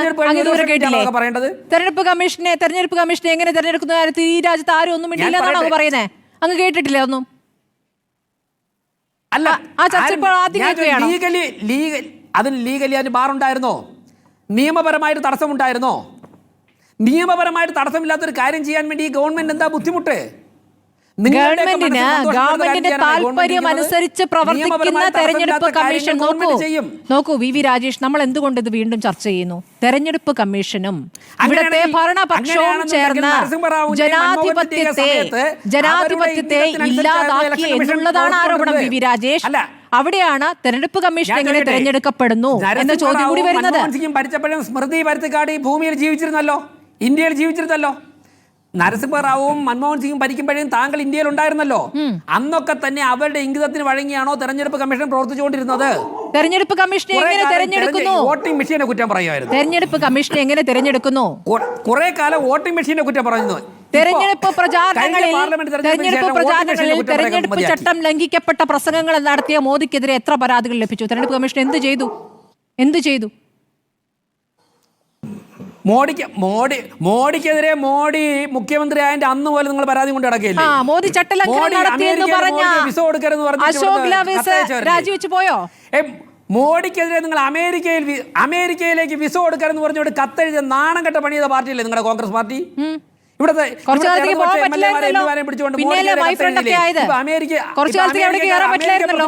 ആളുകൂടും മോഡി എന്ന് കഴിഞ്ഞാൽ കുറച്ചു കാലത്തേക്ക് അവിടേക്ക് അല്ല ആള് കൂടുന്ന ആളെ നമുക്കറിയാമേ. വോട്ട് ചെയ്തതിന് ശേഷം നരേന്ദ്രമോദി പോളിംഗ് ബൂത്തിൽ പോയിട്ട് പുറത്തിറങ്ങിയിട്ട് അദ്ദേഹം വോട്ട് ചെയ്തൊന്ന് കൈ ഉയർത്തി കാണിച്ചു എന്ന് പറഞ്ഞിട്ട് ആദ്യത്തെ അദ്ദേഹത്തിന് പരാതി കൊടുത്തില്ല. പരാതി ഇവിടെ പോയി. അശോക് ലാവേസ എന്തിനാണ് നരേന്ദ്രമോദിയെ നിങ്ങൾ രാജ്യം ഭരിച്ചപ്പോഴേ പിടിച്ച് ജയിലിലിടാൻ നോക്കിയില്ലേ? അശോക് ലാവേസ എന്തിനാണ് രാജിവെച്ചത്? എന്നിട്ട് വന്നുപോയോ? അപ്പൊ മഹാദേവപുരം വിട്ടു. അഡ്വക്കേറ്റ് ഷിബു മീരാൻ, പ്രതിപക്ഷം ഇപ്പോൾ പ്രകടനം നടത്താൻ പോകുന്നു, രാജ്യമാകെ പ്രതിഷേധം സംഘടിപ്പിക്കാൻ പോകുന്നു. അതിലപ്പുറം ഇനി കൂടുതൽ തെളിവുകളിലേക്ക് അല്ലെങ്കിൽ തെരഞ്ഞെടുപ്പ് കമ്മീഷൻ അതിൽ ഒരു നടപടി എടുക്കുന്നതിലേക്ക് കാര്യങ്ങൾ എത്തിക്കാൻ സാധിക്കുമോ? അതല്ല എങ്കിൽ പ്രത്യാഘാതം ഗുരുതരമായിരിക്കുമെന്ന് രാഹുൽ പറയുന്നുണ്ട്. അതെന്താണ് ആ പ്രത്യാഘാതം? അല്ല, ഇപ്പോൾ ഞാൻ മനസ്സിലാക്കിയെടുത്തോളം കോൺഗ്രസ് പാർട്ടി നാളെ ഫ്രീഡം സ്ക്വയറിൽ നിന്ന് കർണാടക ഇലക്ഷൻ കമ്മീഷന്റെ ഓഫീസിലേക്ക് മാർച്ച് നടത്തുന്നുണ്ട്. രാജ്യവ്യാപകമായ പ്രക്ഷോഭങ്ങൾ ആസൂത്രണം ചെയ്യും എന്ന് പ്രഖ്യാപിച്ചിട്ടുണ്ട്. നമ്മൾ സംസാരിക്കുന്ന ഈ നിമിഷം രാഹുൽ ഗാന്ധിയുടെ വസതിയിൽ ഡൽഹിയിൽ ഇന്ത്യ മുന്നണിയുടെ ഒരു വലിയ വിപുലമായ യോഗം നടക്കുന്നുണ്ട്. ഞങ്ങളുടെ നേതാവ് കുഞ്ഞൽ സാഹിബ് അടക്കം സാദിഖുൽ തങ്ങളുടെ അതിൽ എന്ന് വെച്ചാൽ ഇന്ത്യ മുന്നണിയിലെ എല്ലാ നേതാക്കന്മാരും പങ്കെടുക്കുന്ന ഒരു യോഗം ഇപ്പോൾ ഡൽഹിയിൽ നടന്നുകൊണ്ടിരിക്കുകയാണ്. ആ യോഗത്തിൽ ഈ വിഷയത്തിന്റെ ഒരു ഗൗരവം മനസ്സിലാക്കിക്കൊണ്ടുള്ള വലിയ പ്രക്ഷോഭങ്ങൾ ആസൂത്രണം ചെയ്യും എന്നാണ് ഞാൻ വിചാരിക്കുന്നത്. ഇനിയിപ്പോൾ ഇവിടെ BJP പ്രതിനിധി പറഞ്ഞ ചില കാര്യങ്ങൾ സ്മൃതി, ഇപ്പോൾ നമ്മൾ ഈ മഹാദേവപുരത്തെ കുറിച്ച് പറയുമ്പോൾ അദ്ദേഹം മഹാരാഷ്ട്രയിലെ ധൂലെ മണ്ഡലം പെട്ടെന്ന് ഉയർത്തിക്കൊണ്ടുവരികയാണ്. ഇപ്പം സബ്സ്റ്റാൻഷിയേറ്റ് ചെയ്യുന്ന കുറേ കാര്യങ്ങൾ ഈ മഹാദേവപുരത്തെ കുറിച്ച് രാഹുൽ ഗാന്ധി പറഞ്ഞല്ലോ, ഞാൻ ആവർത്തിക്കുന്നില്ല. ഈ വോട്ട് ഇരട്ടിപ്പുമായി ബന്ധപ്പെട്ട ഒറ്റവാചകത്തിൽ അങ്ങനെ എല്ലായിടത്തും നടന്നിട്ടുണ്ടെങ്കിൽ നമ്മളതാ പറയുന്നത്, ഇവിടെ ഒരു പരിശോധന നടക്കണം. ഇപ്പോൾ ബീഹാറിൽ അവിടെ എവിടെയൊക്കെയോ കുറെ ബംഗ്ലാദേശികൾക്ക് വോട്ട് കിട്ടിയെന്ന് പറഞ്ഞപ്പോൾ ഈ ഇലക്ഷൻ മോഹൻ വർഗീസും കൂടി ഇതിൽ അദ്ദേഹത്തിൻ്റെ ഒരു ശ്രദ്ധ ഉണ്ടാവുമെന്ന് വിചാരിച്ചിട്ടാണ് ഞാൻ പറയുന്നത്. അവിടെ എന്താ ചെയ്തത്, ഒരു മാസം കൊണ്ട് അവിടുത്തെ 8 കോടി വോട്ടർമാരെ ഒന്നുകൂടി ഡോർ ടു ഡോർ ക്യാമ്പയിൻ നടത്തി എൻറോൾ ചെയ്യാൻ തീരുമാനിച്ചു അവിടുത്തെ ഇലക്ഷൻ കമ്മീഷൻ. ഇതിനകത്ത് അങ്ങനെ ഒരു ഭഗീരഥ പ്രയത്നത്തിൻ്റെ ഒന്നും ആവശ്യമില്ല. ഇതിനകത്ത് ഡ്യൂപ്ലിക്കേഷനോ മൾട്ടിപ്ലിക്കേഷനോ ഒക്കെ ഉണ്ടെങ്കിൽ ഇലക്ഷൻ കമ്മീഷന് 1 മണിക്കൂർ കൊണ്ട് കണ്ടെത്തി അത്തരത്തിലുള്ള വോട്ടിനിട്ടപ്പുകാരെ പുറത്താക്കാവുന്നതേ ഉള്ളൂ. അത്തരമൊരു പരിശോധനയിലേക്ക് ഇത് രാഹുൽ ഗാന്ധിയുടെ മാത്രം തലയിൽ കെട്ടിവെച്ചിട്ട് BJP ഇങ്ങനെ തറുതല പറയുമ്പോൾ നമുക്കത് കേട്ടിരിക്കാൻ പറ്റുമോ? ഇന്ത്യയുടെ തെരഞ്ഞെടുപ്പ് കമ്മീഷൻ ഇന്ത്യ ഒരു സ്വതന്ത്ര ജനാധിപത്യ രാജ്യമാണല്ലോ. വാക്കുകൊണ്ടെങ്കിലും ഇവർ പറയുന്നത് പോലെ ഇന്ത്യയുടെ തെരഞ്ഞെടുപ്പ് കമ്മീഷൻ ഒരു സ്വതന്ത്ര സംവിധാനമാണല്ലോ. അവർക്ക് ഉത്തരവാദിത്വമല്ലേ സുതാര്യമായി ഇവിടുത്തെ തെരഞ്ഞെടുപ്പ് നടക്കണമെന്ന്. ഒരു പ്രതിപക്ഷ നേതാവ് എന്ന നിലക്ക് ഇത്ര വലിയൊരു പ്രയത്നം നടത്തി ഒരു മണ്ഡലത്തിന് ഒരു തെറ്റ് രാഹുൽ ഗാന്ധി ചൂണ്ടിക്കാണിച്ചാൽ ഇനി ഇവിടുത്തെ ഉത്തരവാദിത്വം തെരഞ്ഞെടുപ്പ് കമ്മീഷനാണ്. ആ ഉത്തരവാദിത്വത്തിൽ ഇപ്പം അദ്ദേഹം പറഞ്ഞു കോടതി ആവർത്തിച്ച് പറഞ്ഞുകൊണ്ടിരിക്കുകയാണല്ലോ സ്മൃതി. ഈ ഡിലീറ്റ് ചെയ്യുന്ന സംഗതി സ്മൃതി പറഞ്ഞു. ഞാൻ ആദ്യം പറഞ്ഞില്ല, ഈ ഹരിയാനയിലെ തെരഞ്ഞെടുപ്പ് കഴിഞ്ഞിട്ട് അവിടുത്തെ ഡാറ്റ ഒരു CCTV ഫുട്ടേജ് മഹമ്മൂദ് പ്രാച്ച എന്ന പേരുള്ള ഡൽഹിയിൽ ഒരു അഭിഭാഷകൻ പോയി ചോദിച്ചു അവിടുത്തെ ഹൈക്കോടതിയോട്, പഞ്ചാബ് ഹരിയാന ഹൈക്കോടതിയോട്. ആ കോടതി ഇദ്ദേഹത്തിന് ഇത് കൊടുക്കണം എന്ന് പറഞ്ഞപ്പോഴാണ് ഇവർ പെട്ടെന്ന് നിയമപരിഷ്കരണം നടത്തി ഈ CCTV ഫുട്ടേജ് അങ്ങനെയൊന്നും എല്ലാവർക്കും വിട്ടുകൊടുക്കണ്ട എന്ന് 93 ഞാനത് പറഞ്ഞല്ലോ. ഇവരെന്ത് എന്ന് വെച്ചാൽ അവസാനത്തെ നിമിഷം വരെ ഇപ്പൊ പേപ്പർ കൊടുത്തു.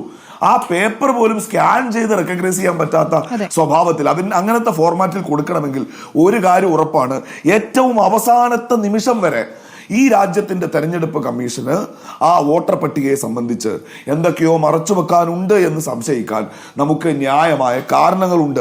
അതില്ല എന്ന് ഈ രാജ്യത്തെ ജനങ്ങളെ ബോധ്യപ്പെടുത്തേണ്ട ഉത്തരവാദിത്വം കൂടി തെരഞ്ഞെടുപ്പ് കമ്മീഷൻ. ഇപ്പോ BJP പ്രതിനിധി പറഞ്ഞല്ലോ, ഇപ്പൊ ഈ തെരഞ്ഞെടുപ്പ് കമ്മീഷൻ നിയോഗിച്ചത് സിമ്പിളായി പറഞ്ഞാൽ നരേന്ദ്രമോദിയും അമിത്ഷായും കൂടിയാണ്. പക്ഷെ അവർക്ക് ചെല്ലും ചെലവും കൊടുക്കുന്നത്, അവരെ തീറ്റിപ്പോറ്റുന്നത് ഈ രണ്ട് വിദ്വാൻമാരല്ല, ഈ രാജ്യത്തെ ജനങ്ങളാണ്.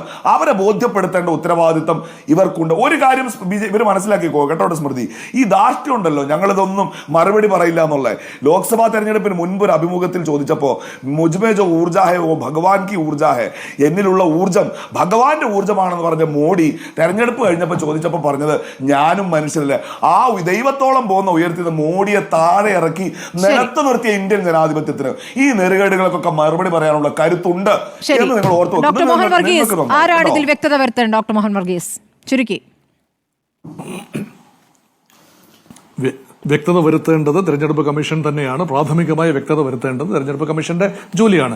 സീസറുടെ ഭാര്യ സംശയത്തിന് അതീതയായിരിക്കണം എന്ന ഒരു സാമാന്യ തത്വം നോക്കിക്കൊണ്ട് തെരഞ്ഞെടുപ്പ് കമ്മീഷൻ നിഷ്പക്ഷമായി പ്രവർത്തിക്കുന്നു എന്ന് പറഞ്ഞാൽ പോരാ, പ്രവർത്തിക്കുന്നതിനെ കുറിച്ച് ആരോപണം ഉണ്ടായാൽ അതിന് തക്ക മറുപടി പറയാൻ കഴിയണം.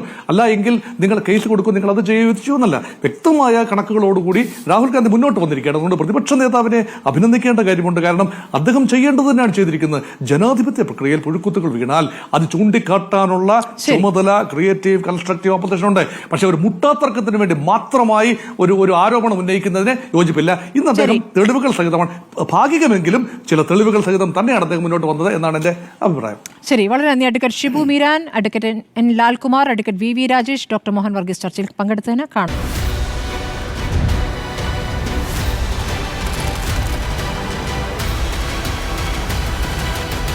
Debate with Smriti Paruthikad.